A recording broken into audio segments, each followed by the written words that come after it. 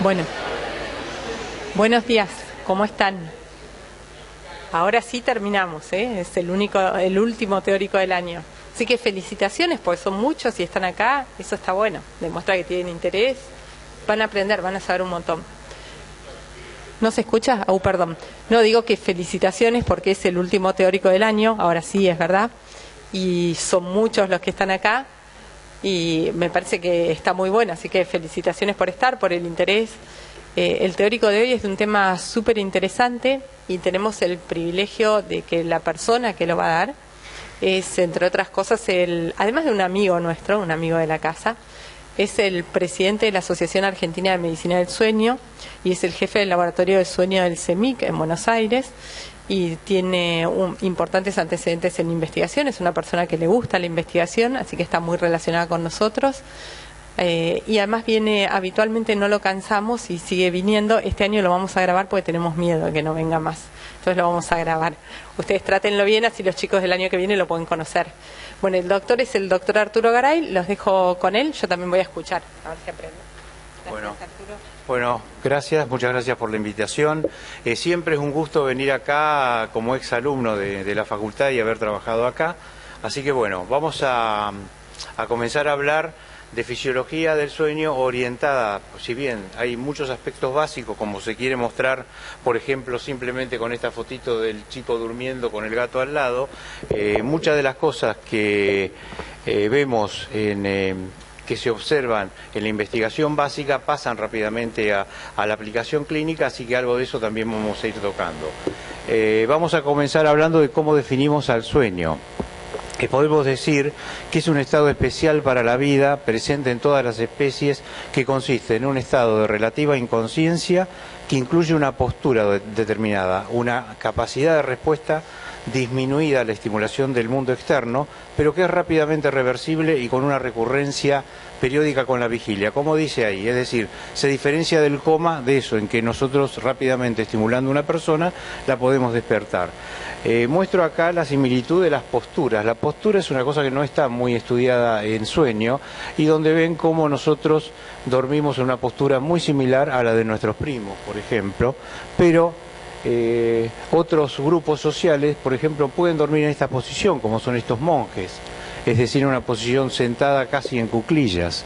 La postura es importante porque hay un montón de alteraciones neurológicas donde se disocia la postura del sueño en sí mismo. Ustedes van a ver pacientes que no saben si están despiertos o están dormidos con una postura que remeda a la del sueño. De ahí simplemente la intención de mostrar ese diapositivo. ¿Por qué estudiamos sueño? Por ejemplo, yo tengo una formación neurológica, psiquiátrica, y cuando uno está en una reunión generalmente la gente no le pregunta nada acerca de la especialidad, dice, qué bien, qué sé yo, pero cuando apenas uno dice estoy haciendo medicina del sueño, todos dicen, bueno, pero yo tengo a alguien que me cuenta que duerme mal, uno que ronca, el otro que le pasa algo durante la noche, y es siempre motivo de charlas. Esa es una de las razones, pero otra es que todavía no sabemos cuáles son todas las razones por las cuales son las funciones en plural del sueño. Lo que sí sabemos es que más de un 60% de la gente se queja de que tiene o tuvo algún problema con el sueño y un 25% lo podemos registrar en un laboratorio de sueño. 20% de la población padece trastornos respiratorios del sueño, es decir, va desde el ronquido, desde la dificultad respiratoria nasal a las famosas apneas del sueño. 10 a 12%, a 15% tienen insomnio crónico, 4% hipersomnia, fatiga, narcolepsia. Somos una sociedad que está privada de sueño y eso alcanza para un 4% de la población. Y 4% también tienen alteraciones de los ritmos circadianos y muchos ocasionado por el asunto de trabajar en turnos, es decir, en las sociedades nuestras cada vez tenemos menos trabajo convencional y los trabajos en turnos siguen manteniéndose como una necesidad, es decir que proporcionalmente en el futuro vamos a tener más trabajadores por turnos y eso tiene un montón de inconvenientes para la salud, es decir, el costo de la adaptación es grande.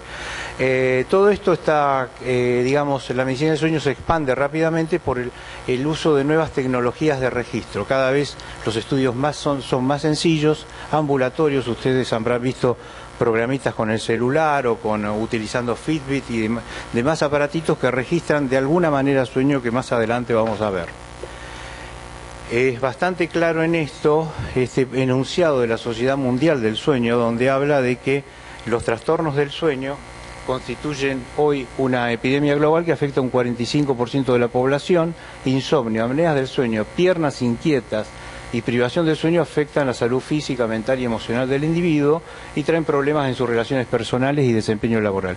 25% de los chicos tienen problemas con su sueño, y eso todavía es más importante porque va a intervenir en el desarrollo de estos chicos. Así que de ahí la necesidad de estudiar esta emergente especialidad médica. ¿Por qué dormimos? Existen muchísimas explicaciones, cada una con su razón. Por ejemplo, motivos simplemente de restauración, es decir, a mayor metabolismo basal vamos a tener una mayor duración en nuestro sueño. Eso va a ser utilizado para procesos de desarrollo cerebral, curación, etcétera. La memoria es fundamental, digamos, el service que realiza, digamos, durante el sueño la memoria, y fundamental también el sueño REM en la generación de trazos en lo que se llama memoria emocional. Desde el punto de vista inmunológico, la privación de sueño afecta al sistema inmune, es decir, la formación de anticuerpos se estimula luego de un episodio de sueño. Conservación de energía, esto va a servir el sueño también para una mejor preparación para la actividad de la vigilia. Preservación, ¿por qué? Porque la capacidad de reaccionar ante un estímulo cuando estamos durmiendo y estamos protegidos en algún lugar nos ayuda a preservarnos como especie, es decir, para que no nos alcance algún predador. Y factores homeostáticos, es decir, cuando estamos en sueño lento, por ejemplo, como ejemplo, aumenta la secreción de somatotropina, es decir, existen ritmos hormonales que necesitan el sueño para su expresión. ¿Cómo se estudia el sueño? El mecanismo más simple es tomar algunos sujetos, privarlos de sueño. Se puede privar en forma parcial por 2, 3, 4 días, o simplemente una noche sin darle oportunidad para el sueño. Cuando eso ocurre, lo que se observa es simplemente que los genes, digamos, que están dedicados a todos los procesos de desarrollo y de reparación celular, desde la expresión del DNA, expresión de RNA, pero de la síntesis proteica, tienen estos procesos donde pierden su regulación, se downregulan. En cambio, todo lo que tiene que ver con la respuesta al estrés y a la generación de señales oxidativas dañinas se superregulan, es decir, se activan, se regulan.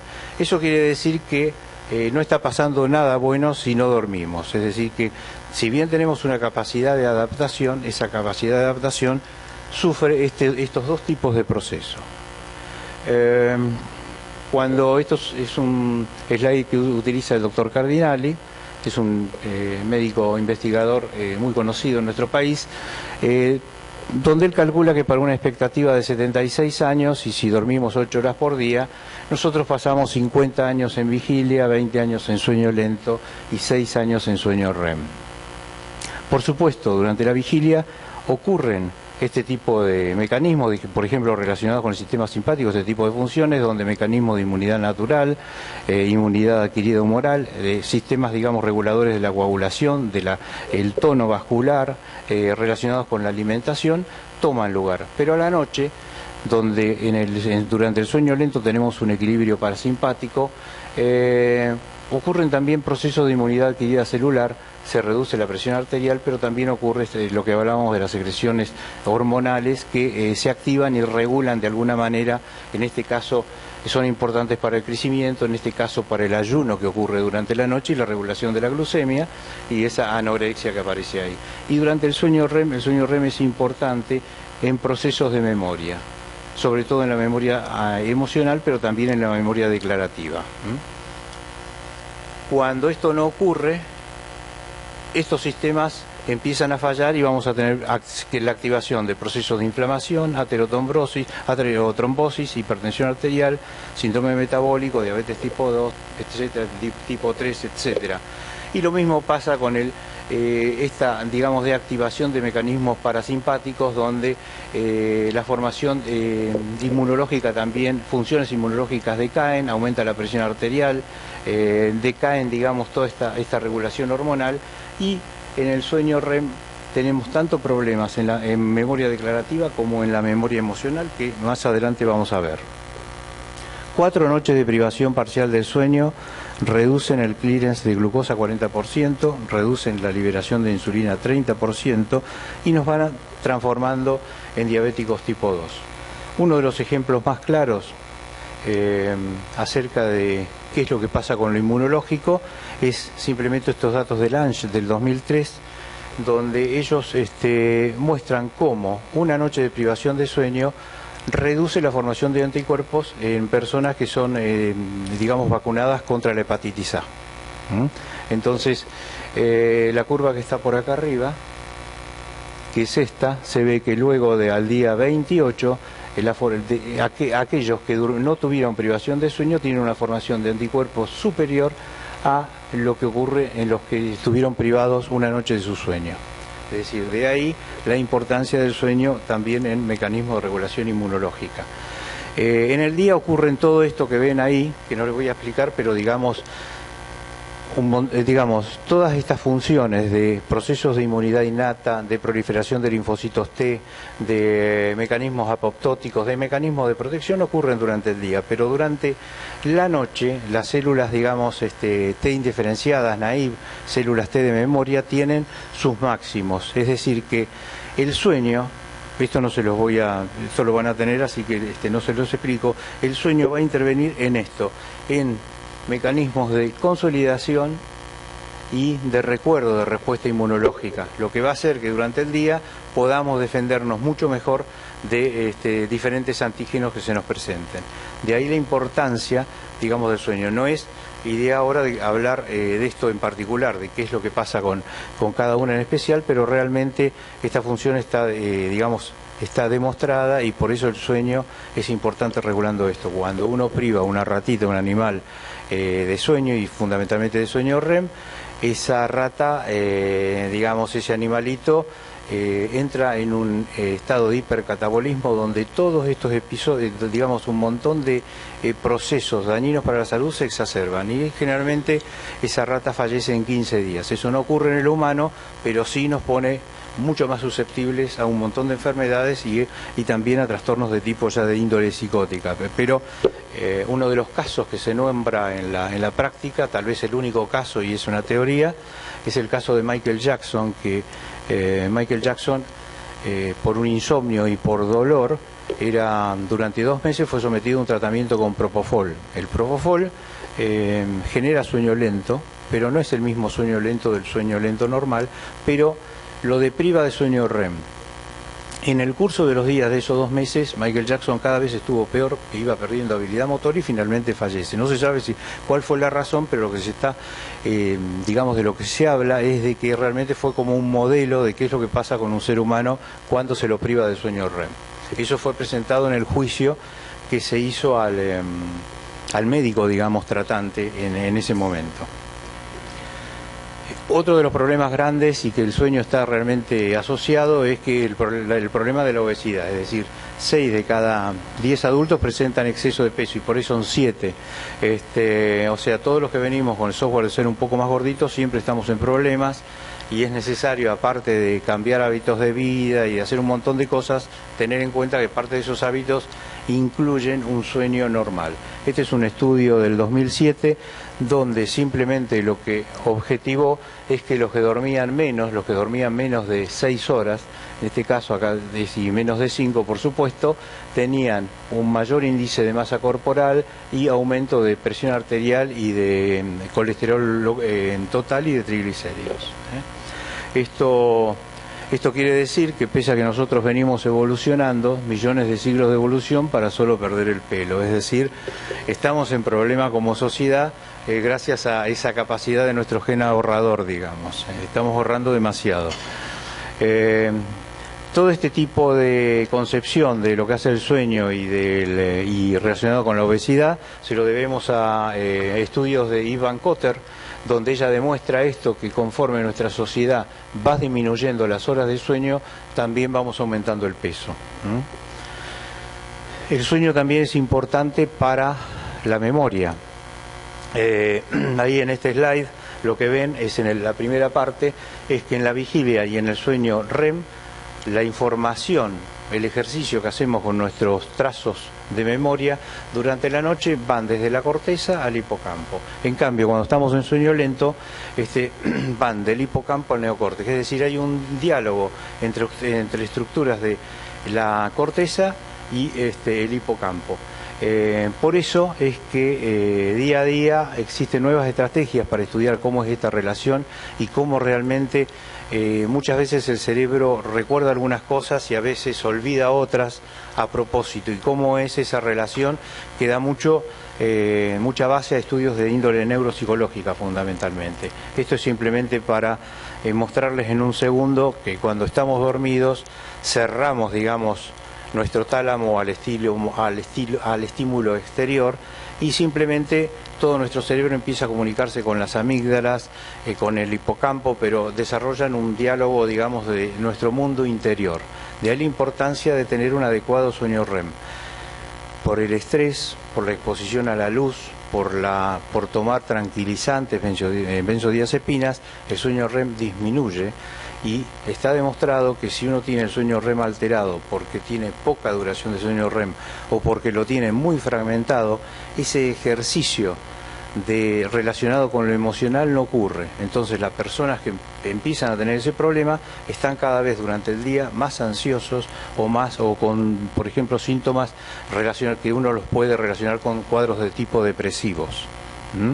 De ahí la necesidad hoy en día de tratar de mejorar lo que uno llama el patrón de sueño, que nosotros después les voy a mostrar, registramos en forma estándar.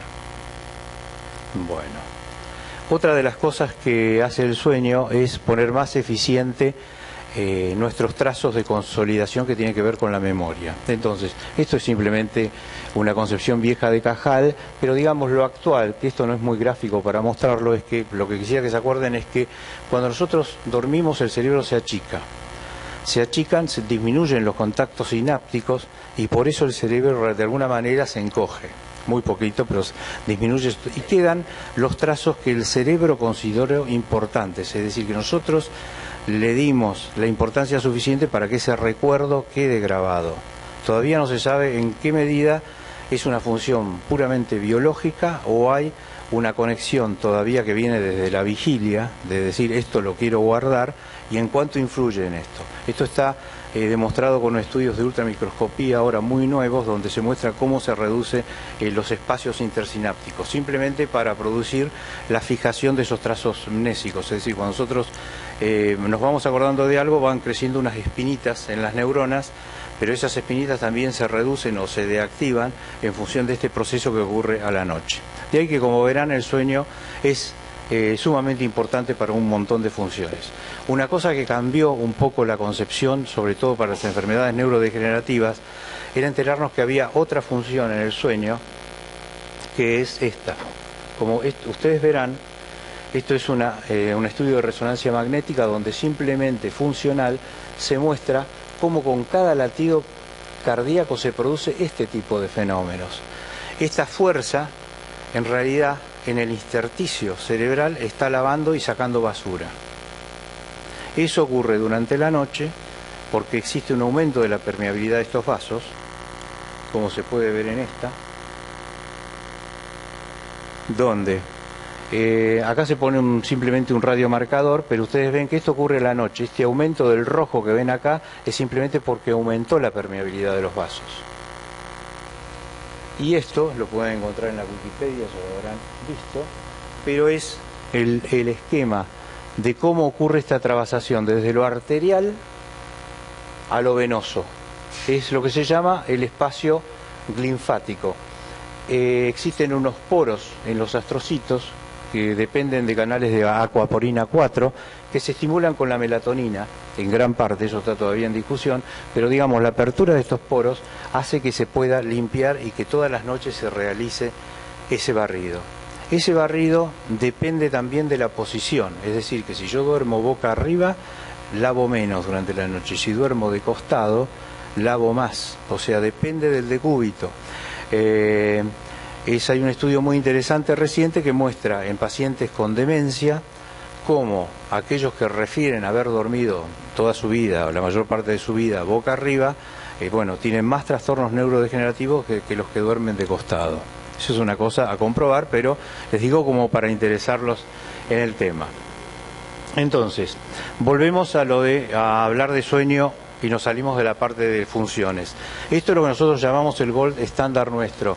Es decir, nosotros cuando registramos, estos son estudios de cómo se registraba antes con papel y tinta estos trazados, son del año 68 y dieron uso a un manual que se usó por mucho tiempo, y simplemente ustedes acá tienen movimientos oculares acá arriba, actividad muscular de músculos antigravitatorios, es decir, de músculos que siempre están en contracción, y entonces cuando dormimos se mide en cuánto se reduce, en cuánto se producen procesos de atonía.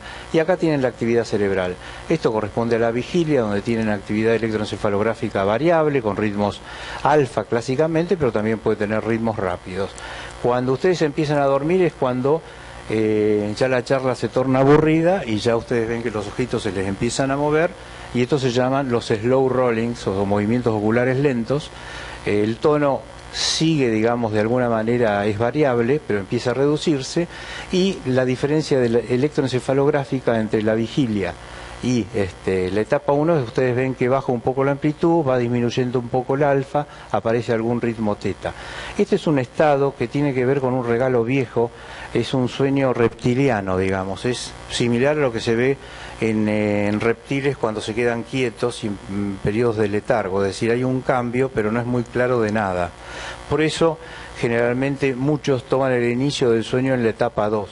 La etapa 2 es cuando realmente hay una hiperpolarización en núcleos que estaban ofrecidos, digamos, el estímulo externo, que entonces no permiten esa entrada, y aparecen los usos de sueño, y ahí comenzamos los usos y complejos K y empezamos a dormir. Entonces acá ustedes ven ahí algunos usos de sueño, algunos complejitos K. Todavía pueden haber algunos movimientos oculares lentos y el tono todavía sigue variable. Por supuesto, después el sueño se empieza a poner cada vez más lento, que es esto que ven acá, y más de 20% de la actividad del sueño lento es lo que nos hace poner que entramos en etapa 3. Antes había etapa 3 y 4, y por una simplificación simplemente más de 20% de una época de 30 segundos, es decir, de un pedazo de papel o de pantalla de 30 segundos, determina el inicio del sueño lento. Y luego volvemos a una etapa 2 y luego entramos en el famoso sueño REM, de movimientos oculares rápidos, donde ustedes ven estos movimientos oculares que en realidad se ven de esta manera porque los medimos de esta manera, pero en realidad los ojos se están moviendo para un montón de lados. Sí, baja el tono muscular por ese fenómeno propio del sueño REM, de la atonía muscular, y ustedes ven que la actividad se parece a la etapa 1, pero aparecen algunas ondas medio rapiditas que se llaman en dientes de serrucho o sawtooth, que le dan medio un patrón, digamos, a este sueño. Y luego volvemos a entrar en una etapa de sueño 2. Eso permite elaborar este tipo de arquitectura de nuestro sueño, donde nosotros vemos que primero nos vamos durmiendo, entramos en etapa 1, hacemos una etapa 2, vamos a una etapa 3, salimos, volvemos a una etapa 2 y hacemos el primer sueño REM. Tenemos, en este caso, acá tenemos 5 episodios de sueño REM. Si ustedes miran bien la distribución de esto, vemos que tenemos mucho sueño lento en la primera etapa y tenemos más REM al final de la noche. Esto mide o nos permite medir dos funciones importantes en el sueño: la función homeostática, que se mide por la caída en la proporción de sueño lento durante la noche, y la función circadiana, que se mide por el aumento del sueño REM. Esto también se puede medir desde el punto de vista de actividad electroencefalográfica, es decir, la caída del sueño lento es simplemente el aumento de actividad lenta y cómo va cayendo a lo largo de la noche, y el aumento de actividad teta y de beta 1 va midiendo la expresión del sueño REM. Entonces esos dos conceptos son muy importantes para ver desde el punto de vista funcional cómo esa persona está ciclando, cómo estos ritmos están ocurriendo a lo largo de la noche. Esto ya ustedes lo conocen, es simplemente cuáles son las características del sueño REM y del sueño no REM. Entonces, durante electroencefalográficas, el sueño REM, frecuencias rápidas mixtas; sueño no REM, usos de sueño, complejos K, actividad delta. Desde el punto de vista electromiográfico, el fenómeno de la hipotonía o atonía del sueño REM, y en el sueño REM es presente pero reducido ese tono. Con respecto a los movimientos oculares que tenemos en el sueño REM, son los movimientos oculares rápidos, en cambio acá no hay, o hay algunos movimientos oculares lentos. Y con respecto a lo autonómico, es lo más complicado en el sentido de que esto es variable y que en el sueño no REM esto es más regular por su influencia parasimpática. También tenemos vamos a hacer esto primero. Ustedes ven acá está separada, digamos, qué es lo que pasa desde el punto de vista autonómico, por ejemplo, con la frecuencia cardíaca, mientras nosotros estamos en una vigilia relajada, sin movimiento, donde ustedes ven que tiene una frecuencia cardíaca de 70, cuando están en sueño REM se reduce a 65, por ejemplo, cuando tienen la parte tónica del sueño REM, es decir, que no tienen, están en sueño REM, pero no tienen manifestaciones musculares de twitch mioclónicos. Entonces eso se llama sueño REM tónico. La frecuencia baja un poquito más, pero cuando tenemos esas sacudidas que ustedes habrán visto en cualquier mascota cuando está durmiendo y que ustedes dicen está soñando y hace esas sacudidas, en ese momento tenemos una frecuencia de 80, es decir, sube, es decir, hay una cierta alteración en ese balance, digamos, simpático. Con respecto al simpático, ustedes ven cómo esta S va creciendo según llegamos digamos, al sueño REM fásico, y el parasimpático es un poco más variable, pero con predominio, digamos, en el sueño REM tónico y en el sueño no REM. Con respecto a la pupila, ustedes ven que tanto en el tónico del sueño REM como en el no REM ustedes tienen una miosis. En cambio acá van hacia la midriasis cuando tienen esos fenómenos fásicos. El fenómeno de la tumescencia peniana por mucho tiempo también se utilizó para estudios de impotencia masculina, en cambio acá en el sueño no REM no existe, pero este es un fenómeno que ocurre casi como el sueño REM 3-4 veces por noche. Con respecto a la respiración es más irregular en el sueño REM y es similar a la de la vigilia en el REM, como para diferenciar un poco esos estados. Desde el punto de vista de los estudios funcionales, lo que uno observa es que desde el punto de vista funcional, el sueño REM es muy parecido al de la vigilia. En este no se ve muy bien, pero en esto sí, donde ustedes ven estudios de tomografía por emisión de positrones que están midiendo flujo y por ende, digamos, actividad neuronal. Y esto lo que mide es que ustedes tienen todo esto que tienen en rojo, digamos, son zonas activas. Cuando estamos en sueño lento, esto se, digamos, deactiva, y en sueño REM ven que es muy similar. Siempre tomen con cuidado estos dibujitos que ven acá, porque realmente se hacen cálculos estadísticos de correlación de las imágenes y realmente a veces no son muy significativos, pero se muestran para demostrar que ese fenómeno existe. Ustedes ven acá cómo estas áreas que están en rojo son áreas que están recibiendo toda la información del mundo externo. Esto es de corteza fronto-dorsolateral. En cambio acá en el sueño REM esto está inhibido. Es decir, nuestro cerebro está mirando para adentro, está mirando para Esa es fundamentalmente la diferencia entre la vigilia con respecto al sueño REM, aunque ustedes vean que esto es similar. ¿Ok? Desde el punto de vista funcional, nosotros hablábamos de que hay un drive, hay una fuerza, hay una tendencia homeostática que crece durante el día y que hace que nosotros llega la noche y digamos estamos cansados, necesito dormir. Eso se mide, digamos, por esta influencia, que depende fundamentalmente de, entre otras cosas, de la adenosina que empieza a acumularse en nuestro cerebro. Pero junto con eso existe otro drive que nos mantiene despiertos y que en algún momento el choque entre estas dos fuerzas es lo que va a dar el resultado de llevarnos a una siesta. Ustedes ven que acá está también contemplada digamos, el fenómeno de la siesta, pero digamos, este modelo realmente simplemente se utiliza para mostrar este desconocimiento, digamos. No se sabe cuál es el momento en que digamos, el drive homeostático interactúa con la influencia circadiana y nos vamos a dormir. Es decir que nosotros tenemos estas dos cosas que juegan, pero acá aparece el otro jugador, que es la secreción de melatonina. Es decir, la hormona de Drácula, que un poco antes, a eso de las 6 de la tarde, empieza a aumentar, y es, junto con la luz del día, es el indicador de la noche. Entonces, gracias a esa, digamos, a la función, digamos, de la melatonina, estabilizamos nuestro sueño y bueno, según esta secreción esté o no en fase con estos ritmos, ocurren diversas alteraciones de tipo clínico. Esto es más de lo mismo. Esto es para mostrar, digamos, el responsable de este drive homeostático, hoy por hoy es la adenosina, activando estructuras ventrolaterales preópticas, es decir, el VLPO, desde el punto de vista escolar, hoy en día, es el que inicia el sueño no REM y el sueño en general, e inhibe todos estos centros. Después vamos a ver ahora un poquito más de eso.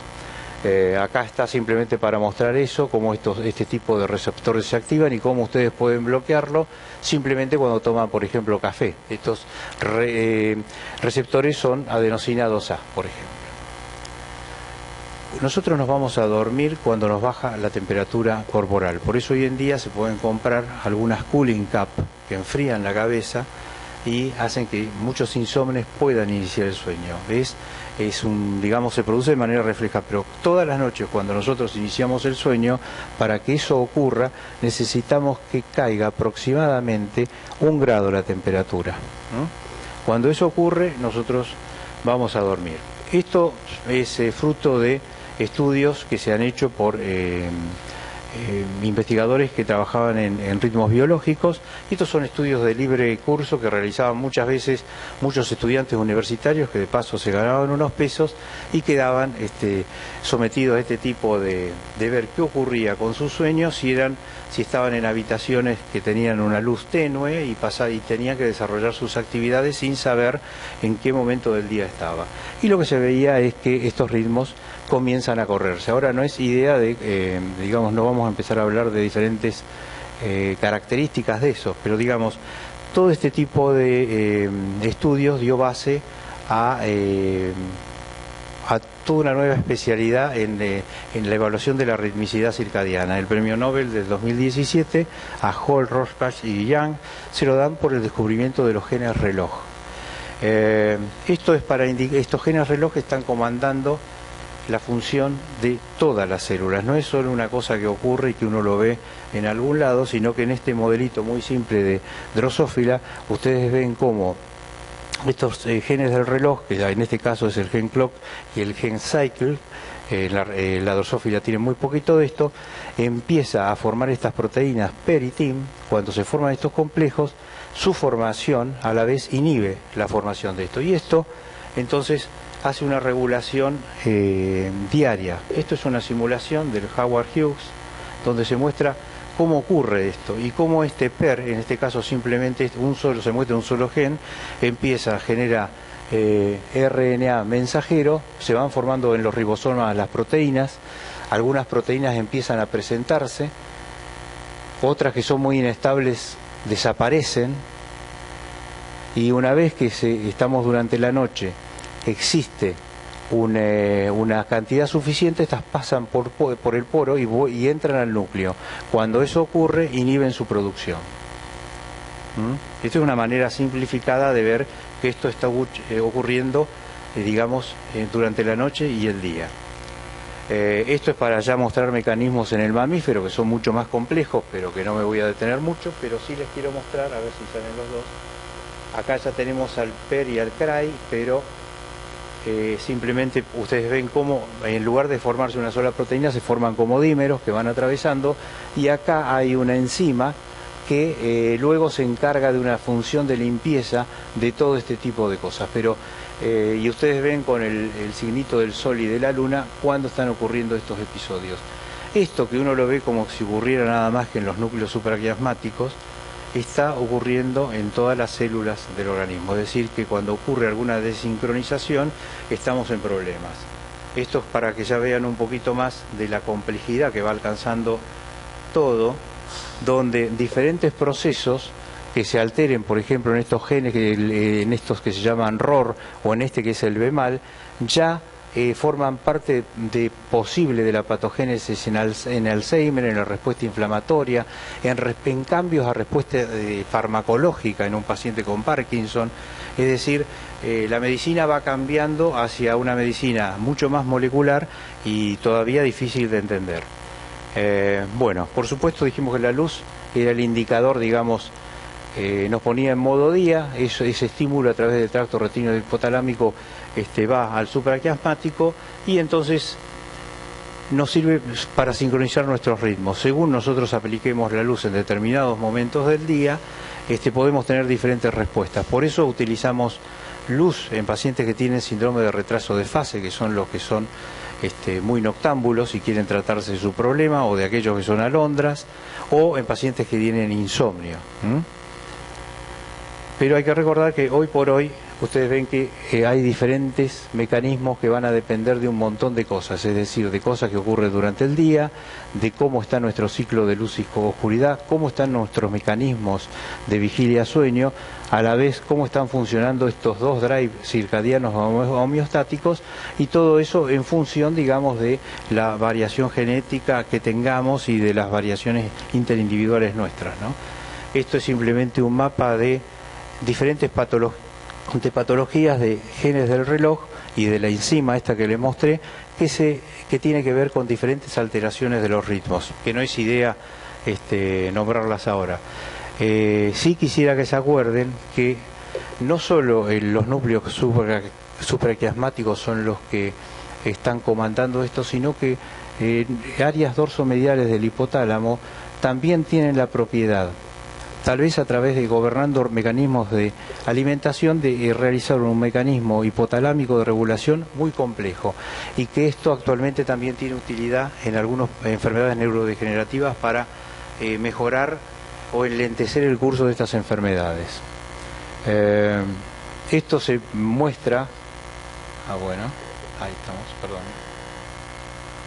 Esto es simplemente para mostrar cómo la destrucción de los núcleos dorsomediales en unos bichitos que están en Finlandia hace que ellos cambien su ritmo y se pongan en modo otoño, por ejemplo, porque en esa época del año aparecen unos animalitos que a ellos les gusta comer. Cuando desaparecen cambian totalmente su ritmo biológico, digamos circadiano. Estos son, digamos, el reloj, digamos, comando, ¿no? Con esto Takahashi muestra lo que es el latido del reloj. Esto es simplemente un latido que ocurre una vez por día. Esta es la expresión de CIFOS de este gen del reloj, que es de la proteína PER, digamos, que se activa, y ustedes ven cómo esto está ocurriendo. Esto está ocurriendo no solo en los núcleos supraquiasmáticos, sino que está ocurriendo en todas las células. Cuando termina de mostrar esto, lo que sigue ahora son simplemente... Ahora vamos a esperar un poquito. Sí. Pues me falló. Vamos a ver. Ahí está. Eso que se ve ahí, que se prende y se apaga, bueno, pues lo vamos a mostrar así porque evidentemente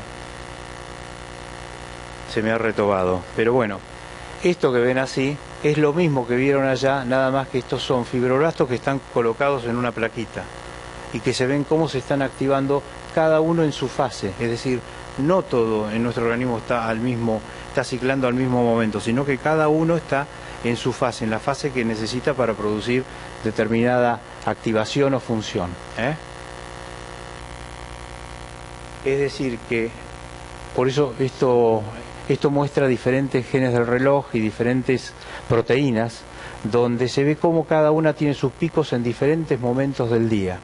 Cuando eso no ocurre, entramos en el concepto que lo que quiero, digamos, que no se olviden, el de disregulación circadiana.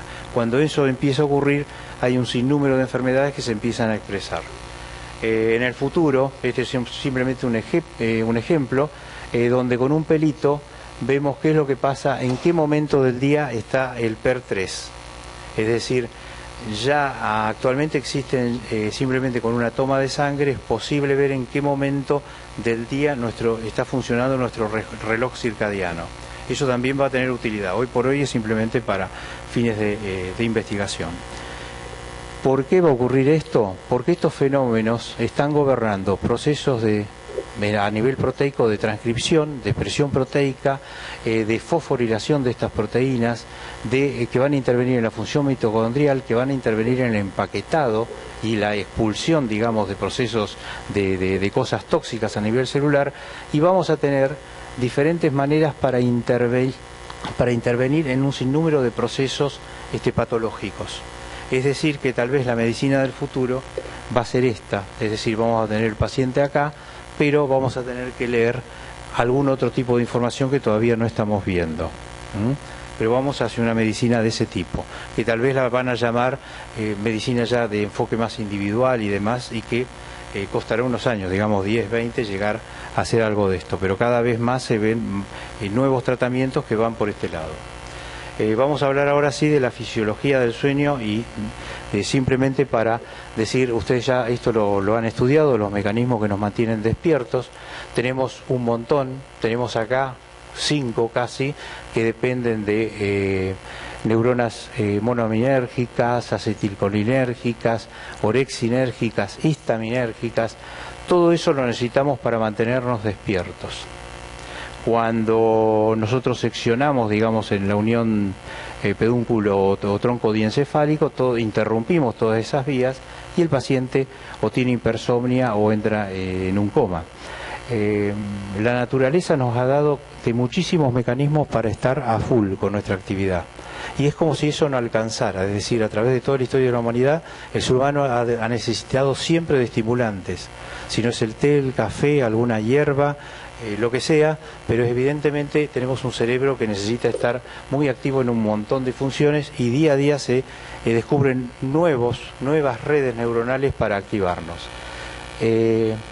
Hoy por hoy se había simplificado el asunto de cómo dormíamos, simplemente diciendo, bueno, existe un estímulo del BLPO, GABAérgico, que inhibía todos estos sistemas y de esa manera dormíamos.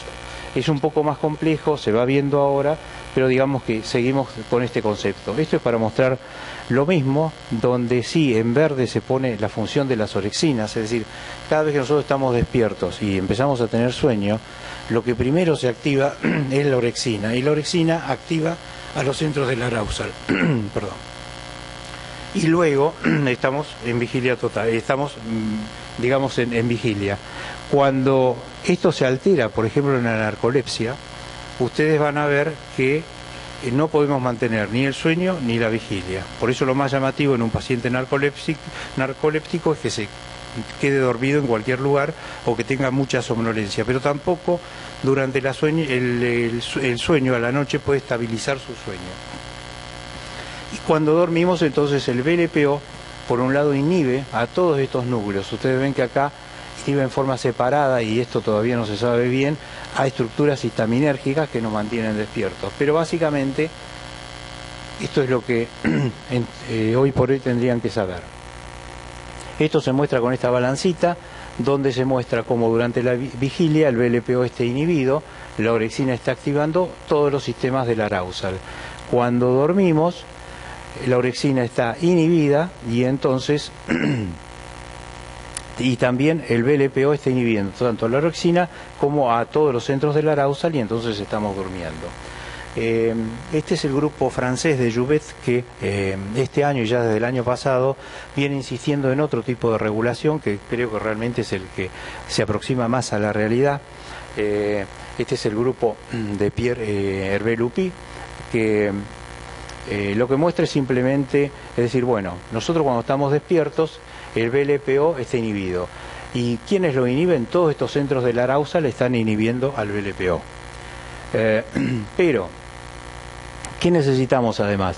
Existen otras inhibiciones que están mediadas, por ejemplo, acá por los sistemas dopaminérgicos, que estos sistemas dopaminérgicos están inhibiendo al núcleo accumbens, que tiene que ver también con la vigilia, y están inhibiendo a los núcleos reticulares del tálamo, que es uno de los que le echamos la culpa de generar los usos de sueño.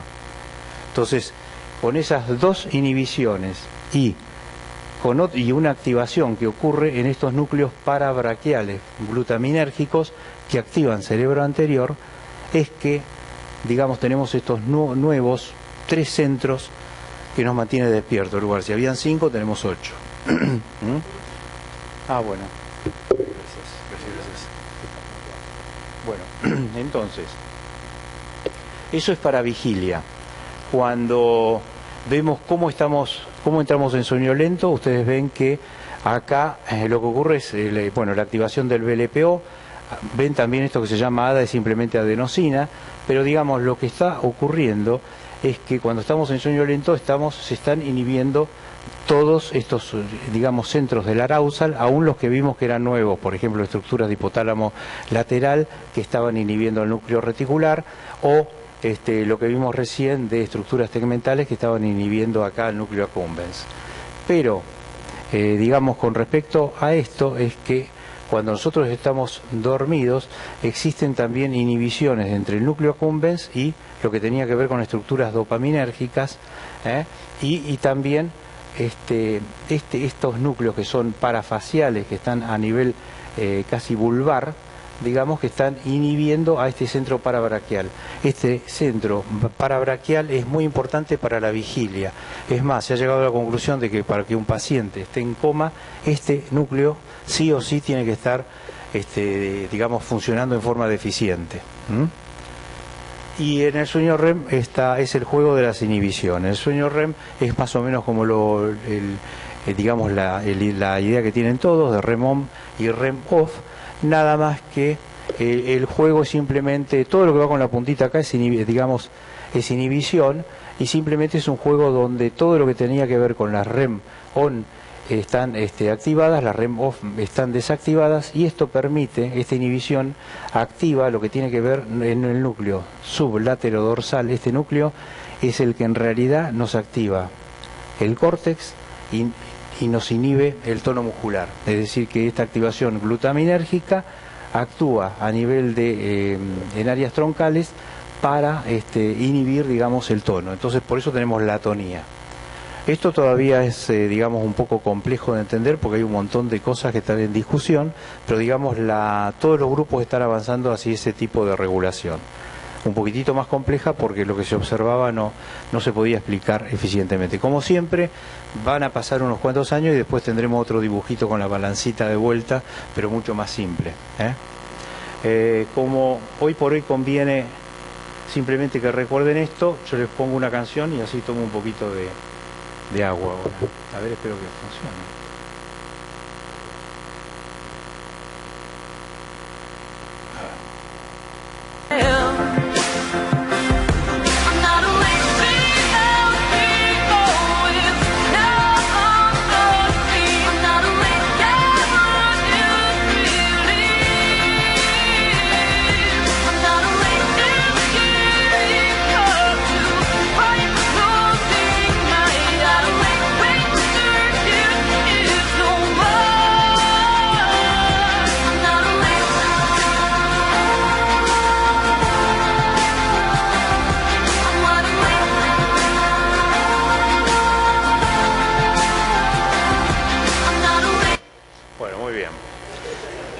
Es bastante gráfico, eso es un instituto de neurociencias que está financiado por 2 o 3 laboratorios, pero que tienen mucho material. Si ustedes se meten van a encontrar en la web un montón de canciones, un montón de material, así que son muy divertidos, muy lindos. Bueno, entonces vamos a empezar a hablar un poco de patología del sueño en base a lo que hemos visto. Entonces vamos a hablar de insomnio, donde cuando nosotros hablamos de insomnio, el insomnio, digamos, uno lo que ve es, bueno, tengo algún problema con mi sueño. Para que hablemos de insomnio crónico, esa persona tiene que tener un problema durante la noche, porque le cuesta dormir, porque no puede, se despierta muchas veces o se despierta muy temprano, pero tiene que tener repercusión durante el día. Que el insomnio crónico se siente mal durante el día, no va al trabajo, se siente cansado, no tiene somnolencia, sino que está mal por ese problema que tiene. Entonces, en el insomnio tenemos, desde el punto de vista funcional, nuestro cerebro está medio despierto y medio dormido. Pero cuando nosotros empezamos a tener ese problema en forma crónica, nosotros empezamos a generar ahí un monstruo que se llama condicionamiento negativo. Vemos la cama y decimos otra vez voy a dormir mal, voy a estar mal, mañana voy a estar hecho un desastre, y eso a veces constituye en todos estos pacientes más de la mitad del problema. Muchas veces uno puede solucionar el problema del sueño, el paciente empieza a dormir, pero sigue mal, sigue preocupado, dice yo ahora estoy tomando pastillas y no quiero tomar pastillas, o sea, hay toda una cosa de negativa con respecto a la patología. Y por otro lado hay otro problema funcional que es cómo percibimos nosotros el sueño, y el sueño nosotros lo percibimos bastante mal, es decir, si uno en una persona la hace dormir y la despierta, se necesitan por lo menos 8 minutos de que esa persona esté dormida desde que apareció su primer uso de sueño para que esa persona reconozca haber dormido. Y en estos pacientes esa mala percepción aumenta, es decir, por ahí uno le hace un estudio de sueño y dice, pero esta persona duerme. Y dice, sí, pero yo no duermo nada, usted escuché cuando me decías algo, escuché cuando entraba el técnico, entonces es todo un problema, digamos, bastante complicado. ¿Qué modelos de investigación se desarrollaron con eso? Hay un grupo de moscas que eran las mutantes shaking, es decir, las sacuden por varias generaciones de mosquitas y empiezan a generarse unas moscas insomnes que tienen periodos, es decir, de actividad y reposo parecidos a lo que pudiera ser un insomnio en un humano. Cuando se produce eso, ese es el ejemplo del modelo genético de insomnio. En este caso, acá lo que se muestra es simplemente cómo estas mosquitas en amarillo están menos tiempo en ciclos de reposo. Ustedes habrán notado que las moscas cuando duermen al atardecer van y se pegan en el techo, por ejemplo, y quedan ahí y tienen un periodo de quisiencia largo. Bueno, eso es lo que disminuyen estas mutantes. Pero el ejemplo más gráfico es el del estrés. El del estrés uno lo lamenta por la rata, pero digamos, a las 10 de la mañana en este experimento, a la rata la cambian de caja, la ponen en otro lugar, de otra rata. La rata es muy territorial, se pone nerviosa, mal, y como por suerte duerme durante el día, desarrolla un insomnio. Entonces, a eso de las 3 de la tarde, esta rata es sacrificada y se mide, en este caso midieron CIFOS. Cuando miden activación de CIFOS en ese cerebro, lo que ven es que el BLPO está funcionando al máximo, pero todos los núcleos de la alerta y la corteza también. Entonces, ese es el ejemplo de cómo el estrés nos lleva también a esas situaciones. Es decir, que nosotros vamos a tener personas genéticamente predispuestas, y casi la mayoría de los que hacen insomnio, pero también el estrés juega un papel importante en hacernos esto. Es decir, en activar los dos sistemas y entonces ni chicha ni limonada. Estos son los ejemplos de los experimentos de Nofsinger, donde simplemente hace dormir a pacientes insomnes y demuestra este fenómeno. Es decir, es una persona con insomnio y se mide qué es lo que pasa cuando queda dormida dentro del equipo de PET. Entonces, cuando se mide eso, se ven que todas las estructuras del arousal están activadas y que es diferente a lo que ocurre en personas normales.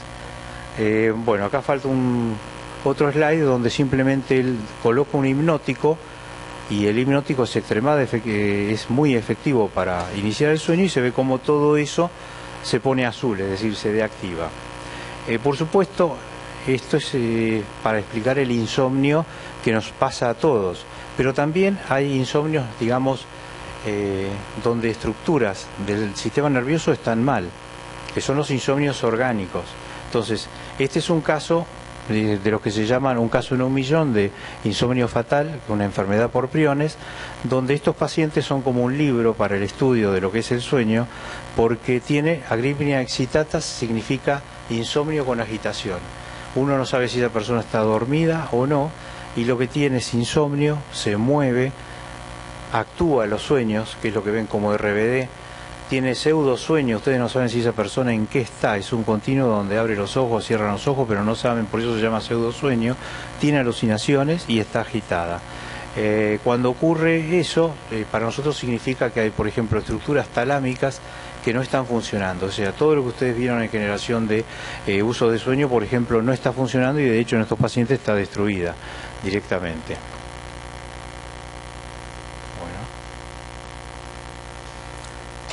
Ok, esto lleva a un grupo italiano a pensar que nosotros tenemos todo esto que se ve a través de la escala animal, de digamos en bichitos y en animales inferiores, a tener solo ciclos de reposo a actividad, otros algo parecido al sueño y luego el sueño propiamente dicho, con una diferencia con las aves.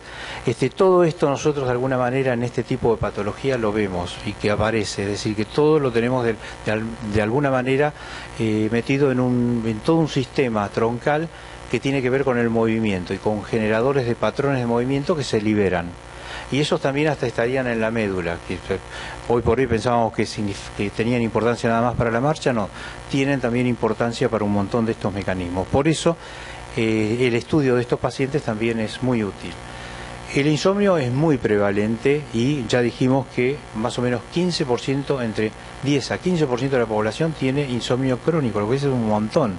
Lo que pasa es que la gente no va a la consulta porque dice me van a dar una pastilla o está crónicamente acostumbrada a ese problema. Pero digamos, otra cosa que va llegando a un 20% es eso. Será por la obesidad, será por alteraciones en la vía aérea, etcétera, etcétera. Pero digamos, este fenómeno, que es muy común, de broncopatía y apnea,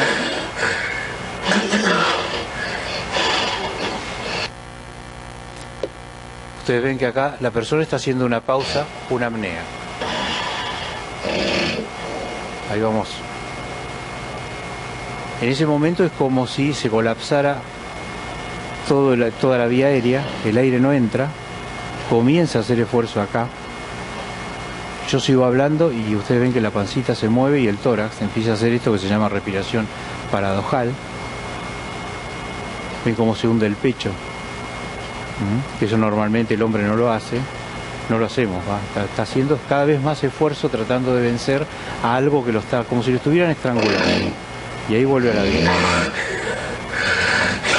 Cuando la persona vuelve a respirar, casi es más dañino que la apnea, en el sentido que cuando mete aire sobrecarga la función pulmonar y el corazón, que se está contrayendo para mandar sangre a los pulmones, se modifica hasta su posición y modifica, se ve cómo se dobla el tabique interventricular, por ejemplo, de la fuerza que llega a ser según, por supuesto, la intensidad de la apnea. Más dramático es esto, que es un chico con probablemente unas adenoides o digamos, como dicen, carnes crecidas, digamos, muy grandes, y ustedes ven el esfuerzo que está haciendo. Y si lo miran con un poco de, ven que inclusive está un poco ya azul, cianótico. La idea es que todos estos chicos ya que tienen algún problema de este tipo, a los 3 años hay que, por ejemplo, operarlos para que tampoco interfiera con el desarrollo de espacial.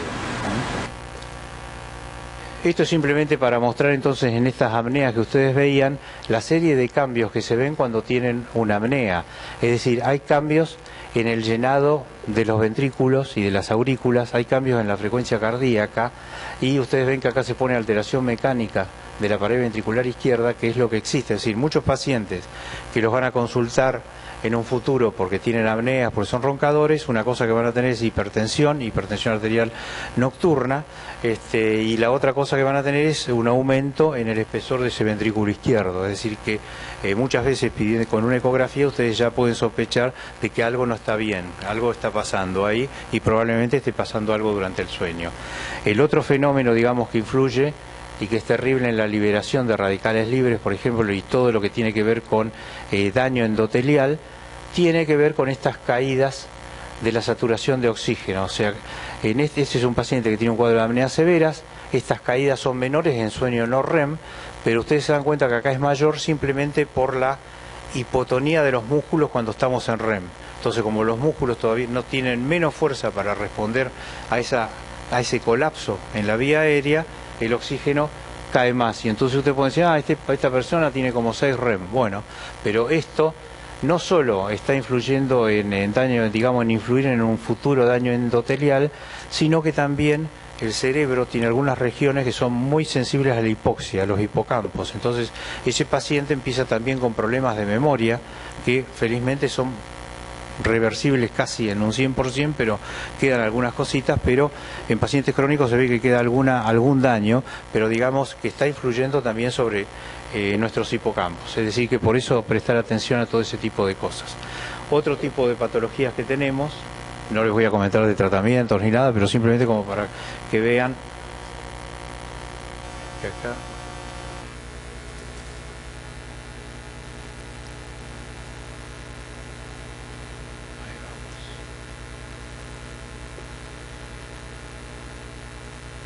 Bueno. ¿Se ve bien de allá?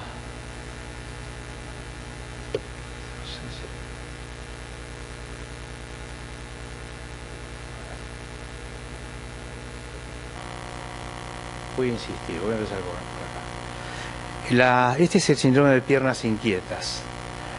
Son pacientes que desde la tarde a la noche tienen necesidad, sienten algo raro en las piernas, necesidad de moverse, de frotarse, siente que las piernas le arden. Lo importante es que todos esos síntomas raros calman cuando él se mueve o hace algo y después vuelve a aparecer. Se llama síndrome. Hacen estos duchas de agua caliente, agua fría. Utilizó un método drástico, pero hay cuadros muy severos que requieren tratamiento con opiáceos. Esto, ¿qué es lo que está pasando acá? Hay una alteración, se supone, en unos receptores dopaminérgicos, los D2, y es como si nos fallara un filtro que está en diferentes lugares. Puede estar en la médula, pero también en estructuras troncodiensefálicas. Pero ese frotar es muy común. El paciente tiene necesidad porque está sintiendo algo que hierve, que arde, que no puede explicarlo. Y uno le dice, pero usted se levanta y camina y se le va. Sí. Entonces uno dice, bueno, probable síndrome de piernas inquietas. Ahora, para darle un nombre más serio, se llama de Willis-Ekbom, para darle un poco y hacer honor a los descubridores. Acá es para ver si sale bien ahora esto. Esto es lo más típico.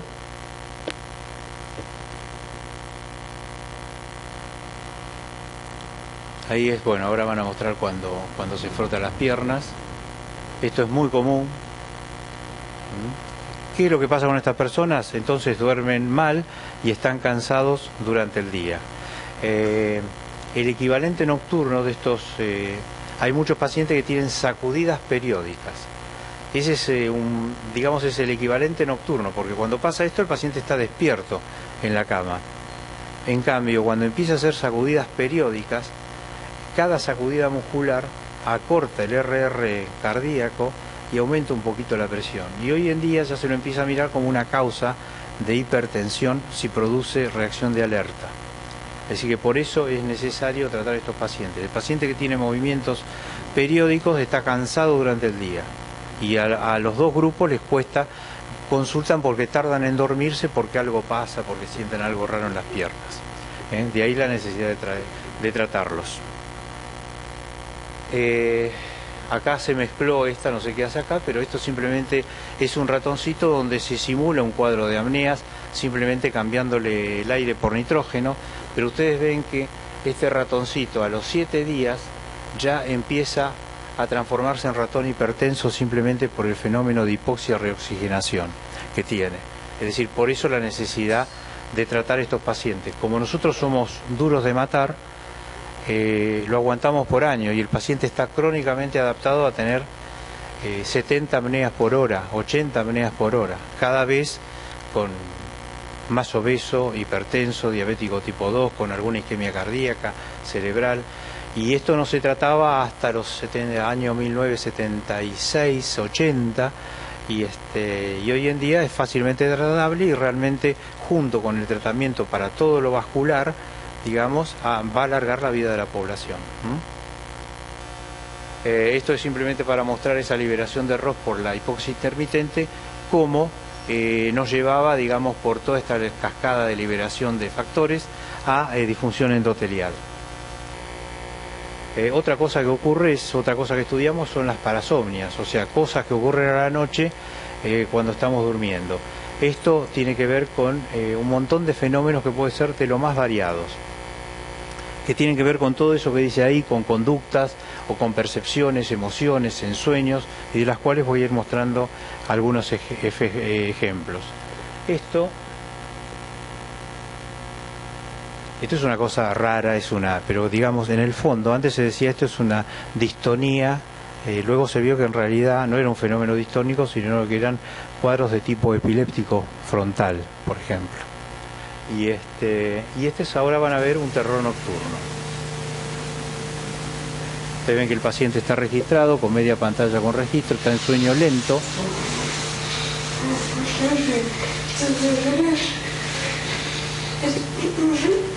Ustedes ven que cuando ocurre este fenómeno, las crisis de terror nocturno tienen gran manifestación autonómica.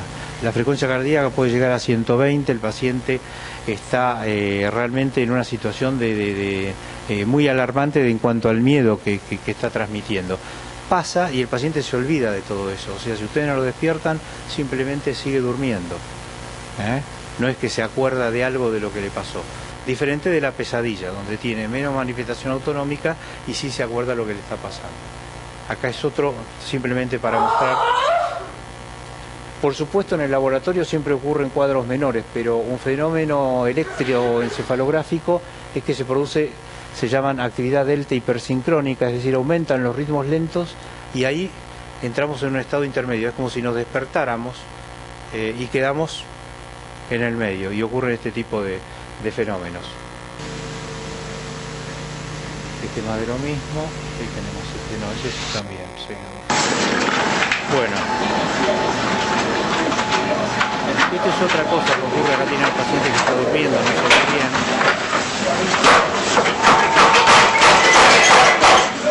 Ahí está golpeando la cama. Cuando ocurre eso, ustedes ven el trazado, ven que tiene mucho artificio. Este es un paciente que está actuando sus sueños. Este es otro. Esto es un estudio histórico de un grupo italiano.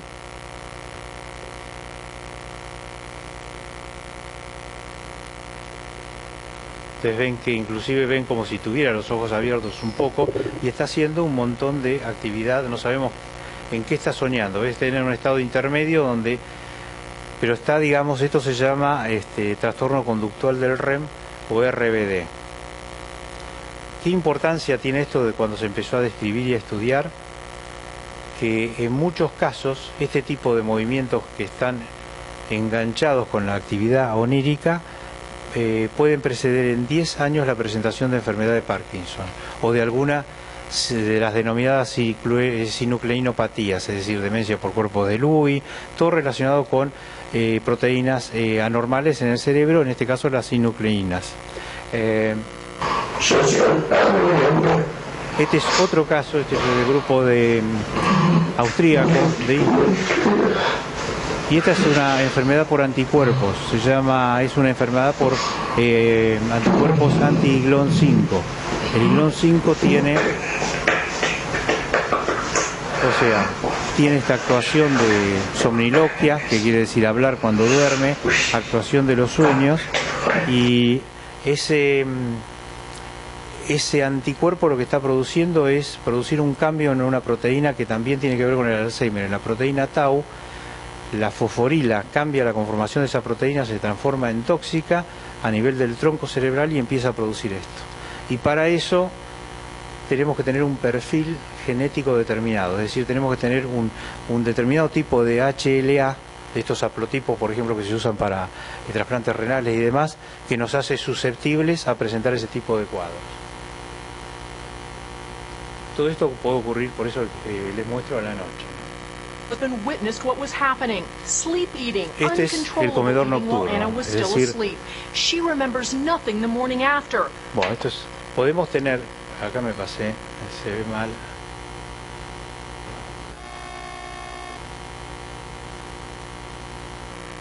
Sí, no, evidentemente no, lo único que van a poder ver es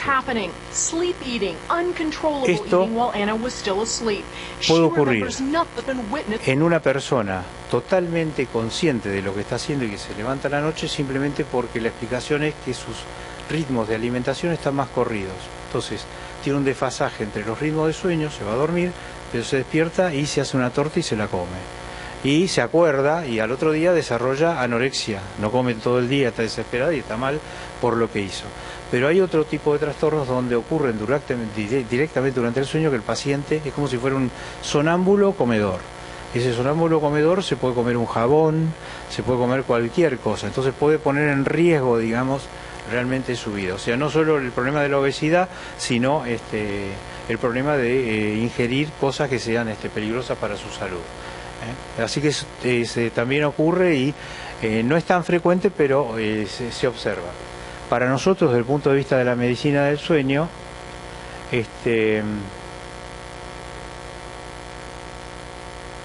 tenemos, digamos, este es un prócer de la medicina del sueño, es William Dement, tiene como 95 años, todavía vive y todavía está activo. Estos perritos narcolépticos sirvieron para el estudio de qué ocurría con ellos. Ustedes ven que el perro se pone contento, sale corriendo, se excita y tiene un fenómeno que se llama cataplejía, donde pierde el tono muscular, donde esta vez no en el REM sino durante la vigilia se activa un circuito catapléxico. Cuando esto ocurría es bastante peculiar y uno muchas veces no sabe si esto es cierto o es una simulación.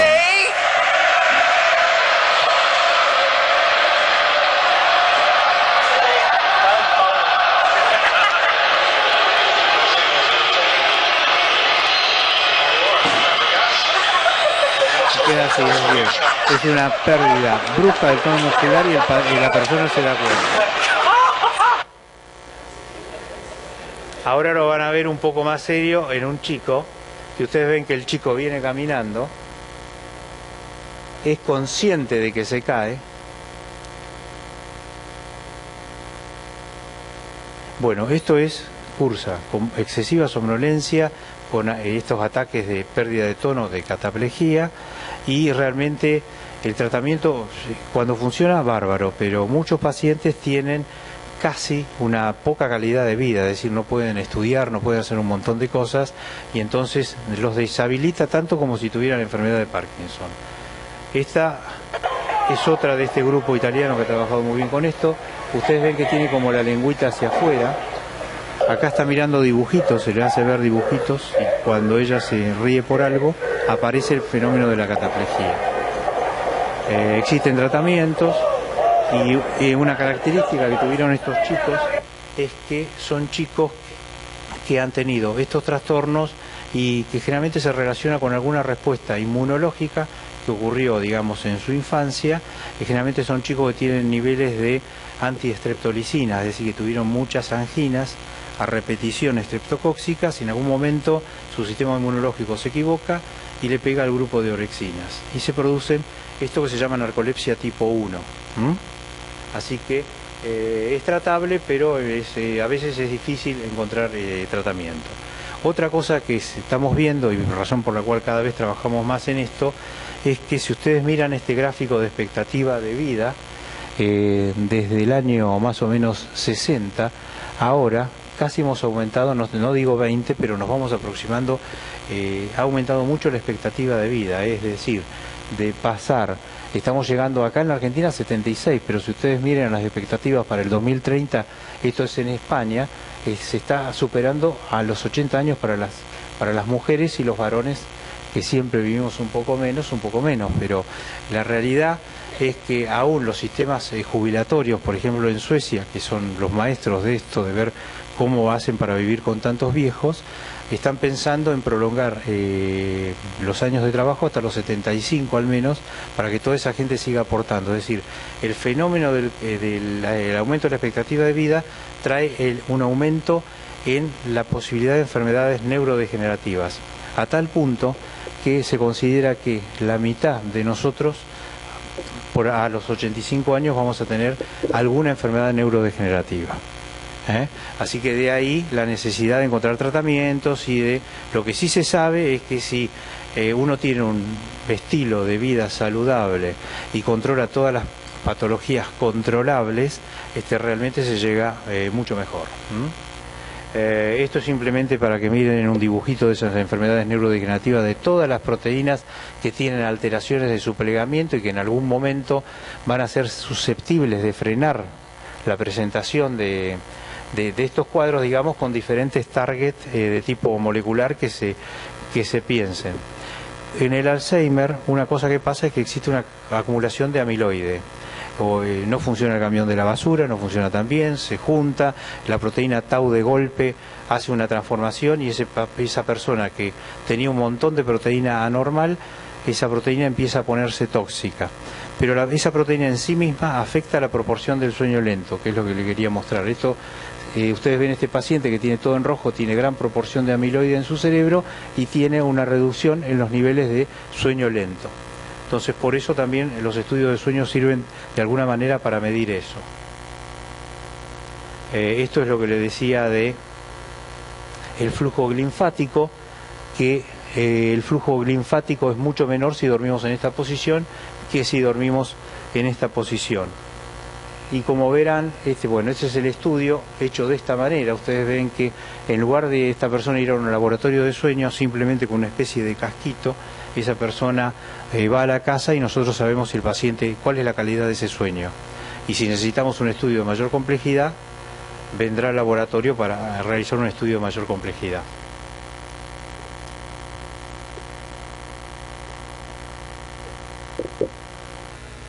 Bien.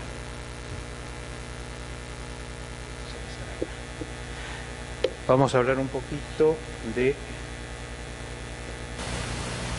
cómo empezó este asunto del trastorno conductual del sueño. Esto es cuando nosotros soñamos y actuamos los sueños, presentamos un comportamiento motor complejo durante el sueño, propio de la actuación de los sueños, pero que generalmente son de mucha pelea, estamos siempre luchando contra algo.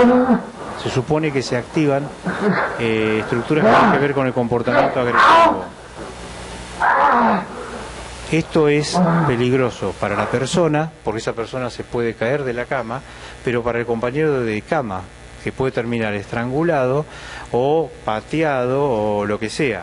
En esta cosa histórica de Schenck en 1986, cuando él lo empieza a presentar, uno de los pacientes lo que soñaba era simplemente que estaba estrangulando a un venado y que le rompía el cuello, pero era el cuello de la esposa.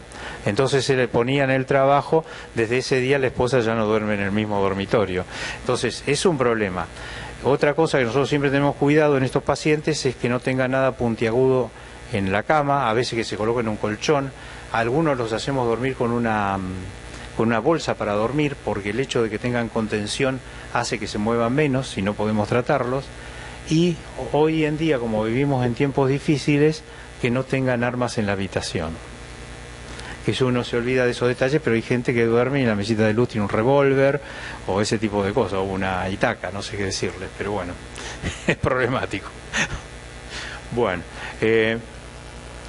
esto es para mostrar un poquito.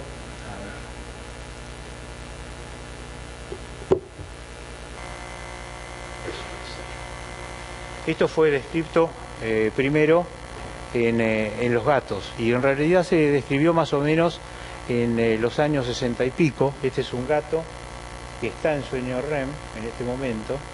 Ustedes ven que tiene una membranita que se les pone en una forma peculiar y se sabe que está soñando, pero lo importante es que el gato en este tipo de estados, cuando se le producen lesiones en estructuras del tronco, en dorso lateral pontina, acá ven cerca del lucus ceruleus, este gato desarrolla un comportamiento, digamos, combativo. En la medida que estas lesiones van para arriba, el gato se va a poner cada vez más violento. Así que eso fue lo que, digamos, dio origen a todo este tipo de cuadros. Esto pasaron los años hasta que recién en el 86 Schenck dice, bueno, pero miren que esto ocurre en humanos, y en ese momento tuvo que luchar como unos 5 años hasta que le hicieran caso, y en ese momento siempre eran los borrachos de Minnesota, porque ellos lo describían en el lugar donde estaban. Pero bueno, hoy en día son reconocidos como digamos los descubridores de ese cuadro. Por supuesto que ya Parkinson lo había descrito en 1816, que eso ocurría con los pacientes de Parkinson severos, y el mundo de los medios también no pudo quedarse. Entonces en Cinderella de 1950 vemos cómo tiene un síndrome, digamos, un trastorno conductual del REM. En este momento Bruno lo que está soñando es que tiene digamos que lucha contra su enemigo. Y este es el Quijote, donde en un episodio de esto de trastorno conductual está luchando contra unas botas de vino que tienen ahí para guardar. Pero digamos, existía evidencia, pero no demostrada, digamos, no estudiada formalmente. Hoy en día estamos estudiando esto, es decir, los pacientes tienen video, lo filmamos y vemos si tienen mínimos movimientos menores. A ver.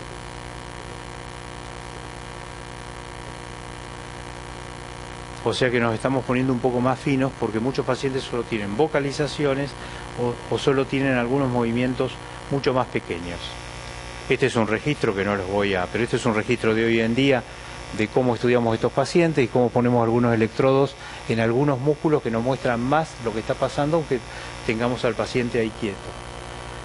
Esto lo presentamos este año, que es ese cuadro raro que les mostré, pero lo que hacemos es medir el movimiento de los pacientes en función a los cambios de luz que haga con el movimiento. Acá sacamos una conclusión y toda una cosa que no...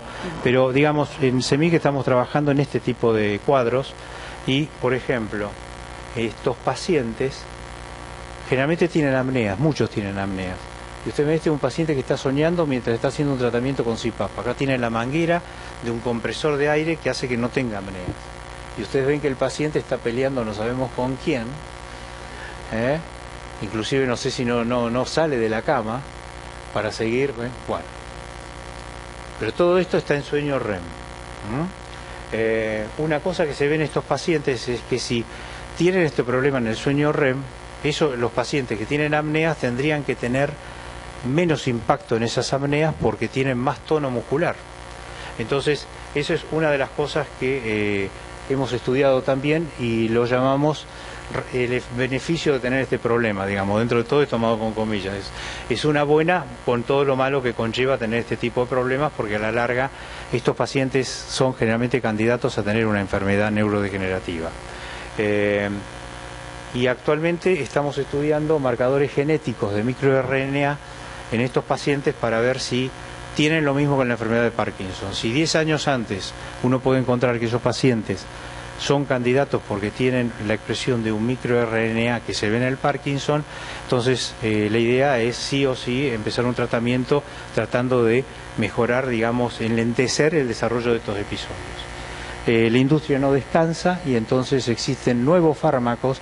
Este E2609 va a frenar un poco el desarrollo de la proteína tóxica del amiloide y nos perdimos el año pasado. Si hubiéramos comprado acciones de Biogen hubiéramos ganado un montón de plata, pero como siempre nos enteramos después, pero estamos en eso.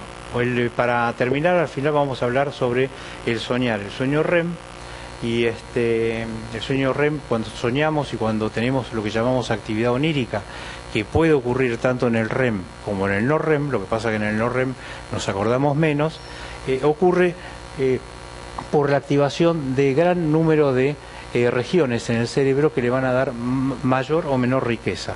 Estos estudios, digamos, estas conclusiones se las debemos fundamentalmente a Mark Solms, que realizó un estudio en 200 y pico de personas que tenían lesiones vasculares y veían qué alteraciones aparecían en el soñar. Entonces, 332 pacientes con daño encefálico encontraban dos tipos de déficit, o no soñaban, que llamó anoreria global, o no tenían imágenes, que era el síndrome de Charcot-Willebrand o anoreria visual. Hay otros que, según esto, por ahí no recuerdan los rostros que vieron, porque siempre que hablamos de percepción onírica estamos hablando del recuerdo de lo que dice que soñó. Es decir, también podemos tener ausencia de color en la actividad onírica o ausencia de movimiento, es decir, todo ese tipo de fenómenos con diferentes lugares de localizaciones de daño cerebral. Y hay excesos también, aumento en la actividad onírica y presentación de pesadillas. Y hay otro que a veces nos pasa, que es el complejo confusional realidad-sueño, que uno se despierta y no sabe si está despierto o dormido todavía en un estado de transición. Por supuesto también la influencia de Freud es importante porque se ha demostrado de alguna manera que el cerebro también actúa reprimiendo algunos recuerdos. Es decir, no en todo Freud tenía razón, pero en eso hay que sacarle de alguna manera, hay que rendirle tributo.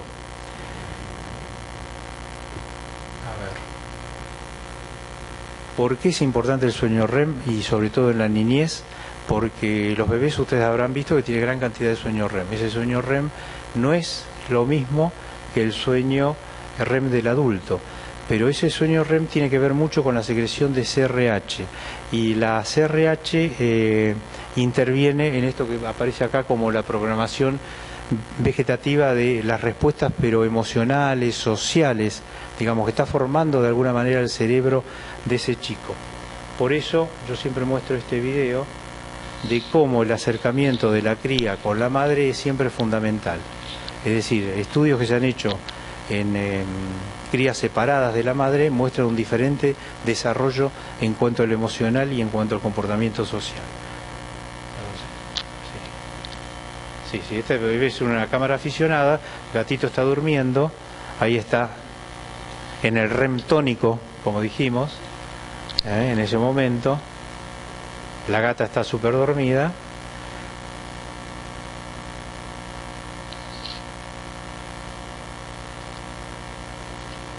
Eso que ven ahí, ese abrazo realmente produce liberación, o sea, eso es lo que marca la comunicación madre-hijo. De ahí la importancia. Cuando eso no ocurre, estamos en problemas. No es que sean cosas irreversibles, pero que intervienen en el desarrollo de nuestra respuesta emocional. Otra cosa que apareció recientemente es esto de Rubin Neiman. Es un psicólogo que empieza a sacar la conclusión de que, bueno, pero nosotros estamos privados de sueño REM. ¿Y por qué? Por un montón de razones. Por el estrés, porque tomamos benzodiazepinas, porque estamos expuestos a luces LED, que son muy importantes y nos privan de sueño REM. Entonces, eso hace que nosotros no procesemos lo emocional. Y por eso, cada vez tenemos más trastornos por ansiedad, cada vez más depresión. Todo eso va en aumento. Es decir, todo eso, una de las teorías es que va aumentando el número de alertas en el sueño REM y no permite que determinados procesos ocurran. O porque estamos privados de sueño REM o porque tenemos un sueño REM fragmentado, microfragmentado, alterado. Así que de ahí la necesidad. ¿Hacia dónde va todo esto? Tal vez esto simplemente para mostrar cómo hoy en día técnicas de registro de imagen, pero que miden simplemente cambios de flujo cerebral, hacen posible, en este caso es un registro eléctrico, donde a un gato se le está mostrando una determinada imagen y esto se está registrando en la corteza. Esto se puede ser por registro eléctrico o por registro More and more we will be able to measure and understand how our brain cells function. Presenters will travel Este es el grupo. What the cat sees onto is next to each other. On the left, the image that was shown to the cat. At the right, the image that is tapped out of the cat's brain. The picture has a lot of random flickering the noise. That's probably the noise of the actual neurons. Puede llegar a ver because they lo que esa sometimes persona fire está viendo. spontaneous spikes. We consider those noise, but maybe they Estos reflect son muy something else, maybe iniciales, the pero bueno, thoughts or something. mostraban que But algo we era can't posible. distinguish that. So when we Cuando hecho esto en forma más sofisticada, este es el grupo que tal vez mejor está trabajando en esto, ustedes ven que esto es lo que se va registrando por cambios de flujo cerebral. Es decir, que se va aproximando de alguna manera. Es decir, que en un futuro tal vez lleguemos a ver lo que una persona está soñando, por ejemplo, o lo que está pensando, digamos, desde el punto de vista visual en ese momento. ¿Ok? O sea, las imágenes se van aproximando. Eso se hace con este tipo de programas de inteligencia artificial que según lo que se le presenta van opinando y van haciendo un mapa estadístico de si esa cosa corresponde, si el globito corresponde a esto o no. O sea que va a llevar todavía mucho más tiempo, pero digamos es una cosa que en algún momento va a funcionar. Como siempre esto es replicado y no es replicado, pero ustedes ven cómo el programa va opinando para después darte una imagen. Acá no se muestra la imagen en sí, ¿no?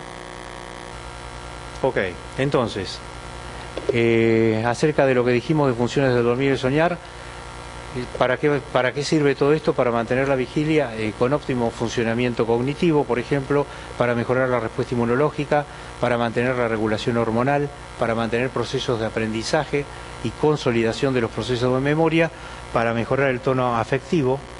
Y entonces, si no dormimos lo suficiente, vamos a tener menos memoria e inteligencia. aumentaremos de peso, estaremos más susceptibles a enfermedades y en conclusión estaremos menos felices.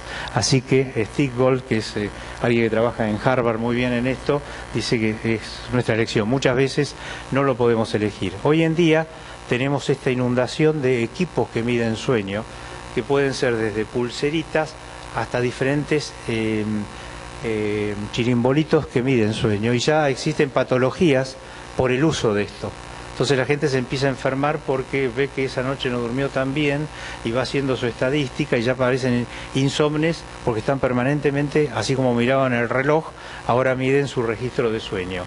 Este es uno de los que va a estar en boga, que realmente tiene un registro excelente y que simplemente es una banda que se coloca en la cabeza. Esto es todo lo que ustedes, una pantalla de lo que hay disponible para medir sueño. Y lo que no hagamos nosotros, lo va a hacer la industria. Esto es Philips. Perdón, esto es Philips, y Philips hizo un estudio de cómo dormimos en América Latina, en diferentes países, y toda la gente que refiere tener problemas de sueño. Ustedes ven acá Colombia, Brasil, México, Argentina, 70, 60, 80% de quejas con respecto al sueño. Pero, digamos, ustedes ven que Philips, que hace esto, a la vez produce este tipo de artefactos que miden sueño y que a la vez, cuando se dan cuenta de que la persona está dormida, envía sonido y le mejora la cantidad de sueño lento. Eso actualmente se está usando como terapéutico. Este es el tipo de programa que les marca el hipnograma. Y en función a este fenómeno del desarrollo acústico por sonidos de oscilaciones lentas, entonces empieza, en determinado momento de la noche, empieza a escucharse un boop, un sonidito, y ese paciente puede estabilizar mejor su sueño. Eso va a tener mucha habilidad. Desde ya podemos tratar a los pacientes por internet, es decir, eso ya está en boga. Primero había mucho problema, pero ahora ya se ha aceptado. Así que digamos que el sueño tiene varios desafíos. Uno, que están surgiendo día a día nuevos modelos experimentales para ver qué pasa con las patologías que estudiamos. Grandes avances en genética y proteómica que van a ser posible con un análisis de sangre que ustedes sepan si esa persona está privada de su sueño o no está privada, por ejemplo. Entonces, si no, usted tiene un problema y ver cuál es el asunto. Todo este tipo de programitas de inteligencia artificial que van a estar a disposición también van a mejorar mucho, y el surgimiento de nuevo equipamiento ambulatorio. Ahora, ¿cómo vamos a hacer nosotros, digamos, desde ese punto de vista en países subdesarrollados para utilizar toda esa tecnología? Es una cosa que habrá que ver, pero digamos el nuevo desafío que viene para una medicina nueva, por ahí mucho más molecular, digamos, que la que tenemos hasta ahora. Bueno, muchas gracias.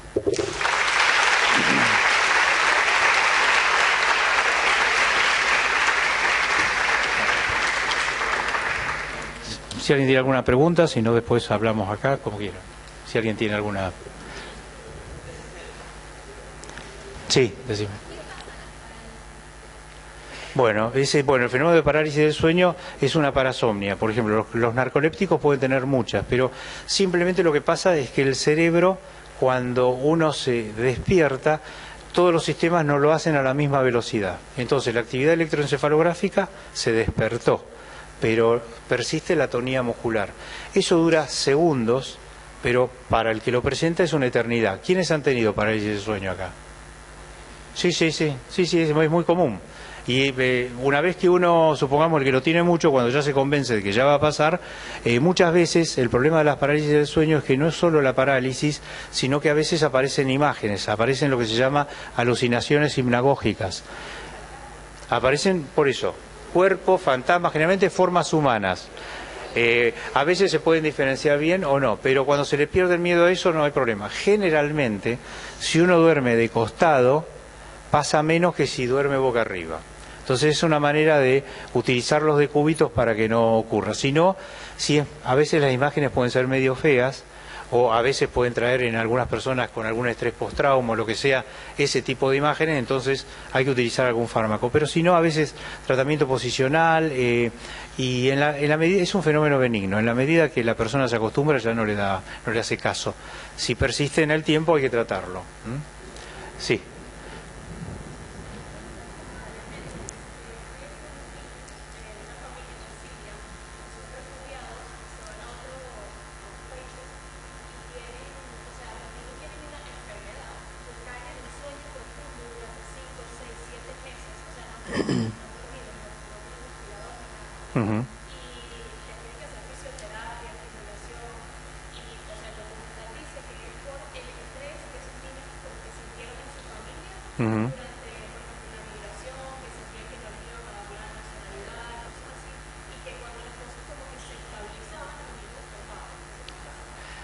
Es medio raro, ¿no? ¿Te explico? Sí, habría que ver, no, lo que hay hipersomnias periódicas y el paciente puede estar permanentemente así como medio borracho y demás, pero puede hacer algunas cosas. Hay un cuadro, pero no es ese tampoco, que se llama estupor recurrente, donde el paciente sí queda como en coma y hay que hacer todo eso. Esto yo lo vería más como si ellos encuentran que hay un link psiquiátrico, psicológico de lo que pasó, es que hay una unión digamos, de la somnolencia con todo lo que nos pasa desde el punto de vista afectivo.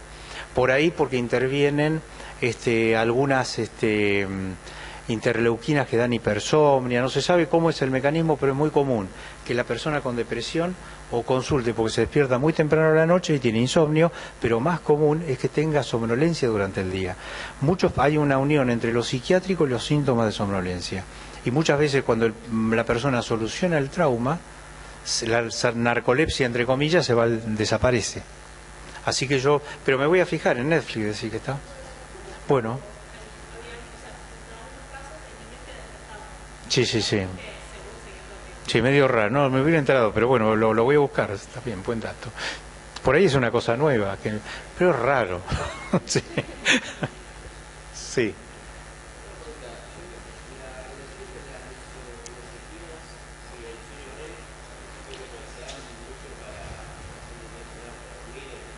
Sí, las benzodiazepinas nosotros no las usamos más para eso. Las benzodiazepinas son fantásticas para los trastornos, o sea, uno está ansioso, se puso nervioso por algo, es fantástico. ¿Qué pasa? Que si las empezás a usar mucho, después pierden el efecto y después no te las podés sacar de encima porque te dan como síndrome de abstinencia.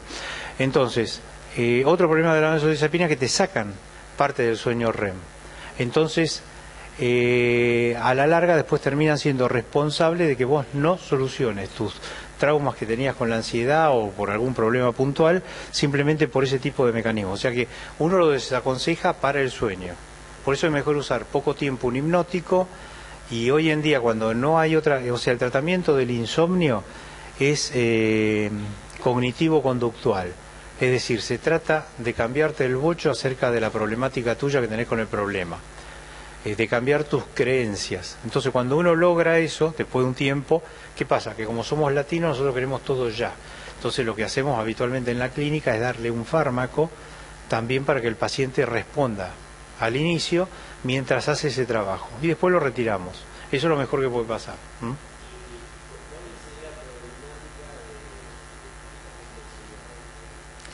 El problema de cómo el sueño REM actúa procesando lo emocional, lo que se piensa es eso, que estamos cada vez más nerviosos o más con el tono anímico más bajo, simplemente porque no tenemos el sueño que tenemos que tener, porque el sueño es necesario para procesar todo lo emocional. Cuando uno duerme, no se sabe cómo estos mecanismos, digamos, de sueño REM y de no REM, nos presentan nuestra problemática de alguna manera y la dejan ahí. Y uno a la otra noche la vuelve a reprocesar y se va haciendo eso. Y una cosa que se estaba estudiando hoy es cómo se comunica, digamos, nuestro cerebro consciente con ese trabajo que está ocurriendo para ver qué es lo que dejamos. Pero te da como una opinión de lo que pasó. No se guarda todo lo que uno consideraba que era lo importante, sino que algunas cosas y otras no. Así que eso es motivo de estudios y que es bastante complicado de estudiarlo. Sí.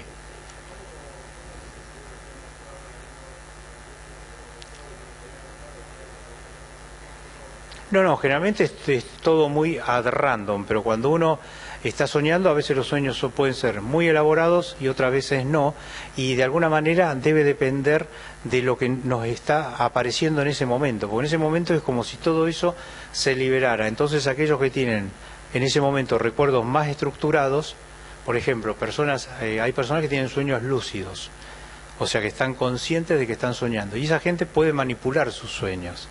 Entonces también cuando uno tiene un sueño muy organizado, donde está todo bien, pero generalmente los sueños son raros, bizarros. Vos estás en tu habitación y por ahí dentro de la habitación hay un auto. Ese tipo de cosas, eso es lo común. Después ya cuando está más organizado tiene que ver con cierto recuerdo, cierta problemática de uno que la está metiendo. Es decir, lo que pase durante la vigilia impacta mucho en lo que soñamos. Y se piensa que a través de toda la vida más o menos soñamos lo mismo. Eso cuando se hace el recorrido de los sueños desde la niñez hasta la vida adulta, que hay varios estudios de esos, más o menos el contenido de imágenes y el tipo de imágenes, o sea, no tanto la temática, sino todas las cosas, de alguna manera como si fuera un libreto con algún orden, se van repitiendo. No, para pesadilla no, porque la pesadilla generalmente ocurre con algún tema que preocupa. Entonces hay pesadillas a repetición, donde en un trastorno de estrés post-trauma, si uno se acuerda de que, qué sé yo, estaba en la guerra y de golpe vino un misil y te arrancó un brazo, esa imagen se repite miles de veces. Entonces las técnicas es de sensibilizarte con respecto a esa imagen. Hay una técnica de movimientos de desensibilización por movimientos oculares que se llama EMDR, que te hacen pensar en el trauma. Entonces mientras vos vas moviendo los ojos para un lado y para otro, mientras vos revivís esa imagen, y eso cuando se vuelve a guardar, la teoría es que cuando se guarda nuevamente en su bolsita de memoria, vos interferiste con ese recuerdo y empieza a tener menor importancia. Cuando vos empezás a soñar de vuelta eso, cada vez tenés menos preocupación, te sentís menos mal por eso. Así que bueno. Sí.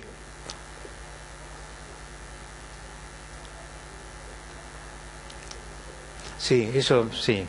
La realidad es que eso yo no lo dije, pero tenés buena pregunta, porque no, es uno lo que le pregunta a una persona y si cuando se despierta a la mañana se despierta con sensación de sueño reparador, de que durmió bien, se va a llevar el mundo por delante. Cuando no ocurre eso, necesitas un poco más. Entonces uno le pregunta, ¿y los fines de semana cuánto duerme?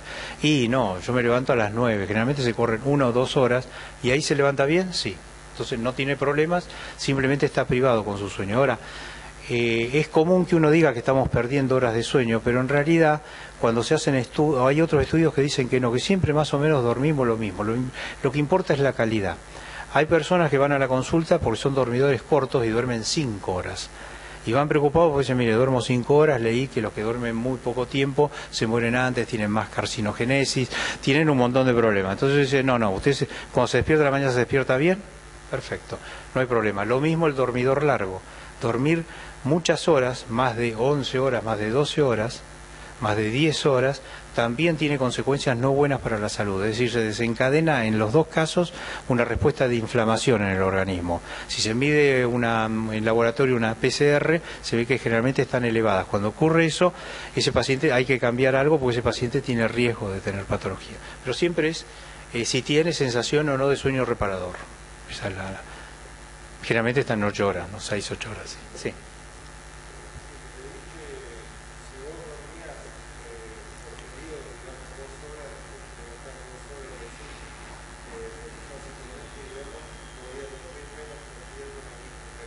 Sí, es más o menos lo mismo. Esa es la dieta Da Vinci.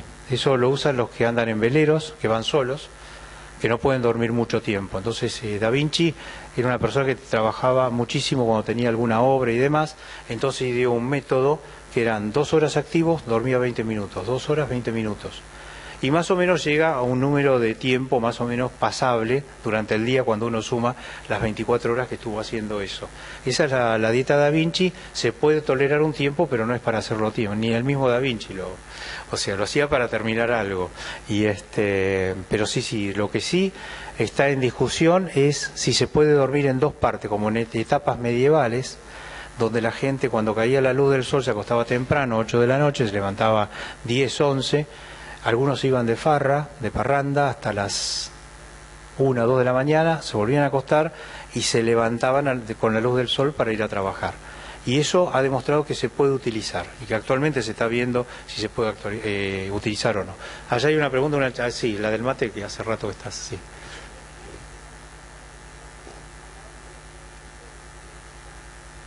Sí.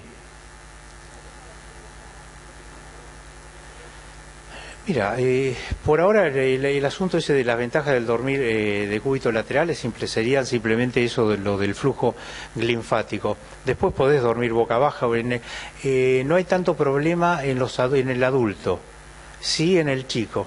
Los chicos por el problema de muerte, digamos riesgo por muerte súbita, sí se aconseja un decúbito, pero no justamente no boca abajo, sino contrario a lo que uno piensa naturalmente, boca arriba. Así que eso hay que... Pero en el adulto va a tener importancia si se demuestra que es cierto eso que dicen que hay que dormir de costado. La gente duerme más, los que son más flacos, por ahí sienten más el latido cardíaco si duermen del decúbito lateral izquierdo, si no dormirán del derecho, pero dormir del izquierdo también tiene ventajas para los que tienen reflujo gastroesofágico y todo eso, así que hay que ver, sí. Sí, eso siempre en el insomnio, sí, lo que pasa es que son muy básicas, uno cuando lo lee, pero sí es fundamental. El paciente que tiene insomnio está mediodía en la cama. Cuando uno empieza a averiguar, sí, yo me acuesto a las 10, a ver si duermo. No me duermo y me dormiré 2 de la mañana un rato, me desperté, sigo, si no va a trabajar, al otro día sigue hasta las 11, 12, 10... O sea, pasa mucho tiempo. Entonces, en ese tiempo tiene el televisor, tiene una bicicleta para hacer ejercicio. O sea, va desarrollando conductas incompatibles. La habitación tiene que ser solo para sueño y sexo. Es ese y ese. Después, para nada más. Eso cuesta muchísimo en el insomnio, sacarle todo eso.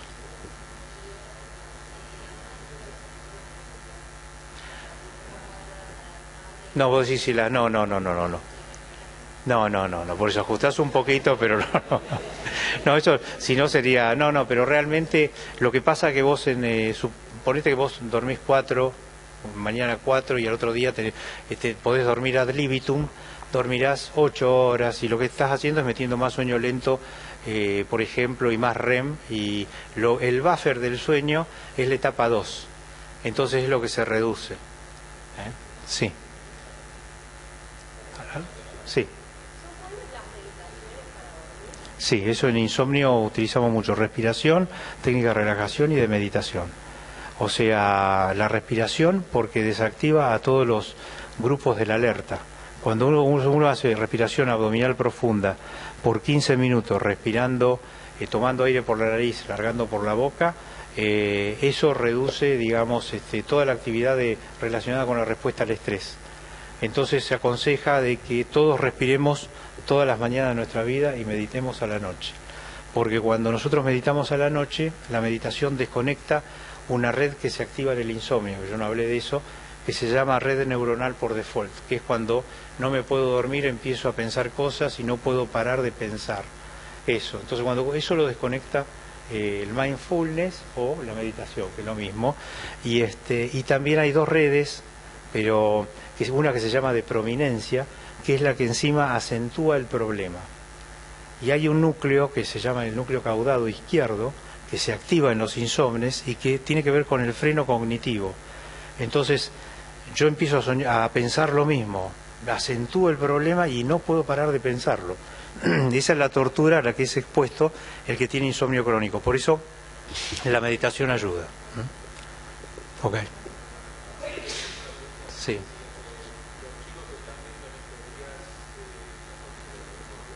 Sí.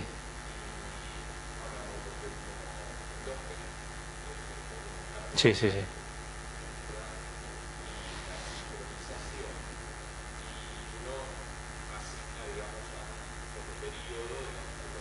Sí.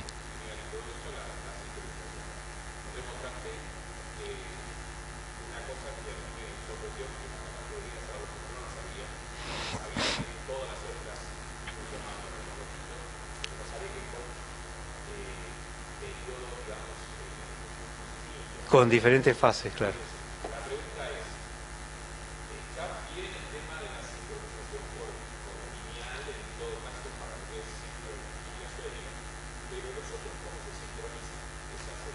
Claro, ¿cómo es la...? No, lo que pasa es que o sea, los núcleos, eso que se veía así como latiendo es una vez por día. Eso manda, supongamos, un pulso. Pero ese pulso, como todos están funcionando en diferentes fases, les pega a cada uno en la suya. Por eso uno tiene ritmos de secreción de ácido clorhídrico más importantes en determinado momento, aumento de la presión en otro momento. Por eso, pero porque ya están determinados, es decir, cada reloj en cada órgano está ciclando de su manera.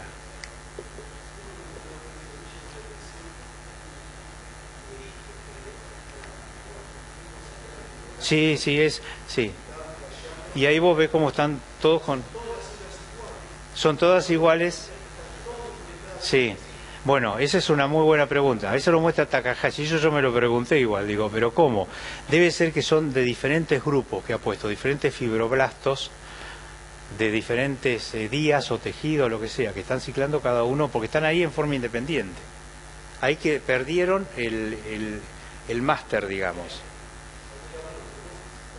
O sea, hay fenómeno de regulación local y esto que viene de arriba, que es el máster, digamos. Sí, esa es PER, expresión de PER.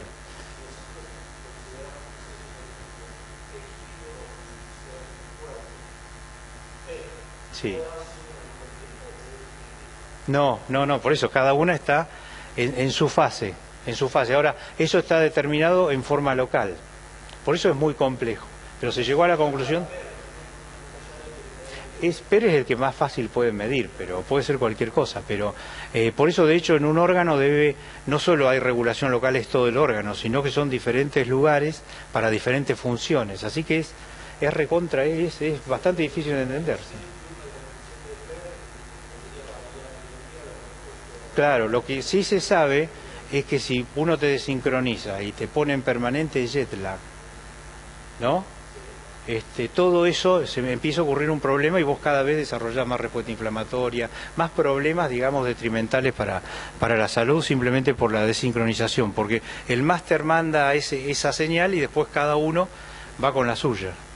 Pero es complejo entender, no se sabe todavía cómo es que dormimos, o sea, uno dice sí, baja esto, se activa lo otro, pero la conexión entre el factor homeostático de un factor hipnogénico que va subiendo y cómo tiene que bajar de golpe la influencia circadiana es todo un tema igual. O sea, hasta el día de hoy no hay respuesta. Así que bueno, son temas...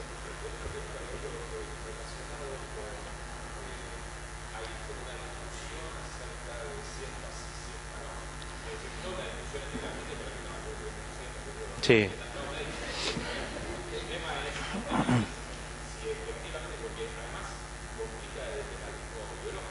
Sí, pero la siesta está, nosotros tenemos una propensidad, se dice, un aumento de tendencia al sueño después de la comida.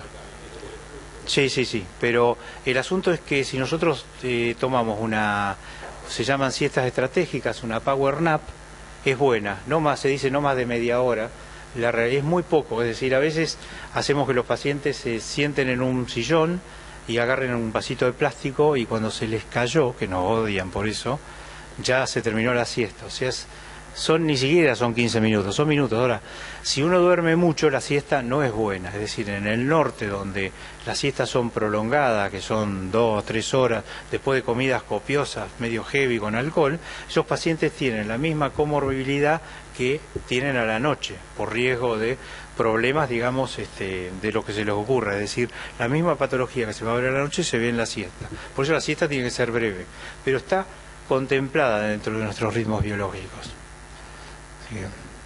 Sí.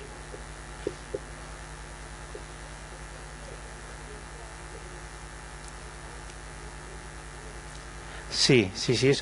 Por ejemplo, dentro de las patologías, los narcolépticos tienen la suerte de que tienen un efecto bueno con la siesta. Duermen media hora y se despiertan bárbaro y después vuelven a caer a las 2 o 3 horas. Cuando uno estudia, también ayuda a hacer una siesta de ese tipo, pero corta. Lo que pasa es que ustedes, que son todavía muy jóvenes, la siesta corta los mata, porque ustedes están como media hora después de esa siesta con una cosa que se llama grogginess, que es la tendencia a seguir durmiendo, entonces se despiertan borrachos, mal, ¿no? Y entonces es muy difícil hacer eso. No es que como por ahí yo me duermo una siesta de 15 minutos, tac, y me despierto y estoy bárbaro, pero bueno. Sí. Sí. Y la melatonina no es un hipnótico, te ayuda porque sincroniza los ritmos, entonces nosotros usamos dosis grandes de melatonina, ponerle 3 pastillas de las que están disponibles en el comercio, pero lo hacemos para sincronizarlo. Entonces a mucha gente le decimos, no, por 10 días va a tomar esta dosis porque es el tiempo que tarda en sincronizarse. Si usted ve que después empieza a dormir, empieza a reducir y vea qué pasa. Porque a veces simplemente es que estamos desfasados con nuestros ritmos de vigilia y sueño. Pero es un cronobiótico, es decir, que nos mejora lo que tiene que ver con la ritmicidad, pero no un crono hipnótico. Sí. Sí, ok. Dale, decime, puedo venir. Ok, gracias.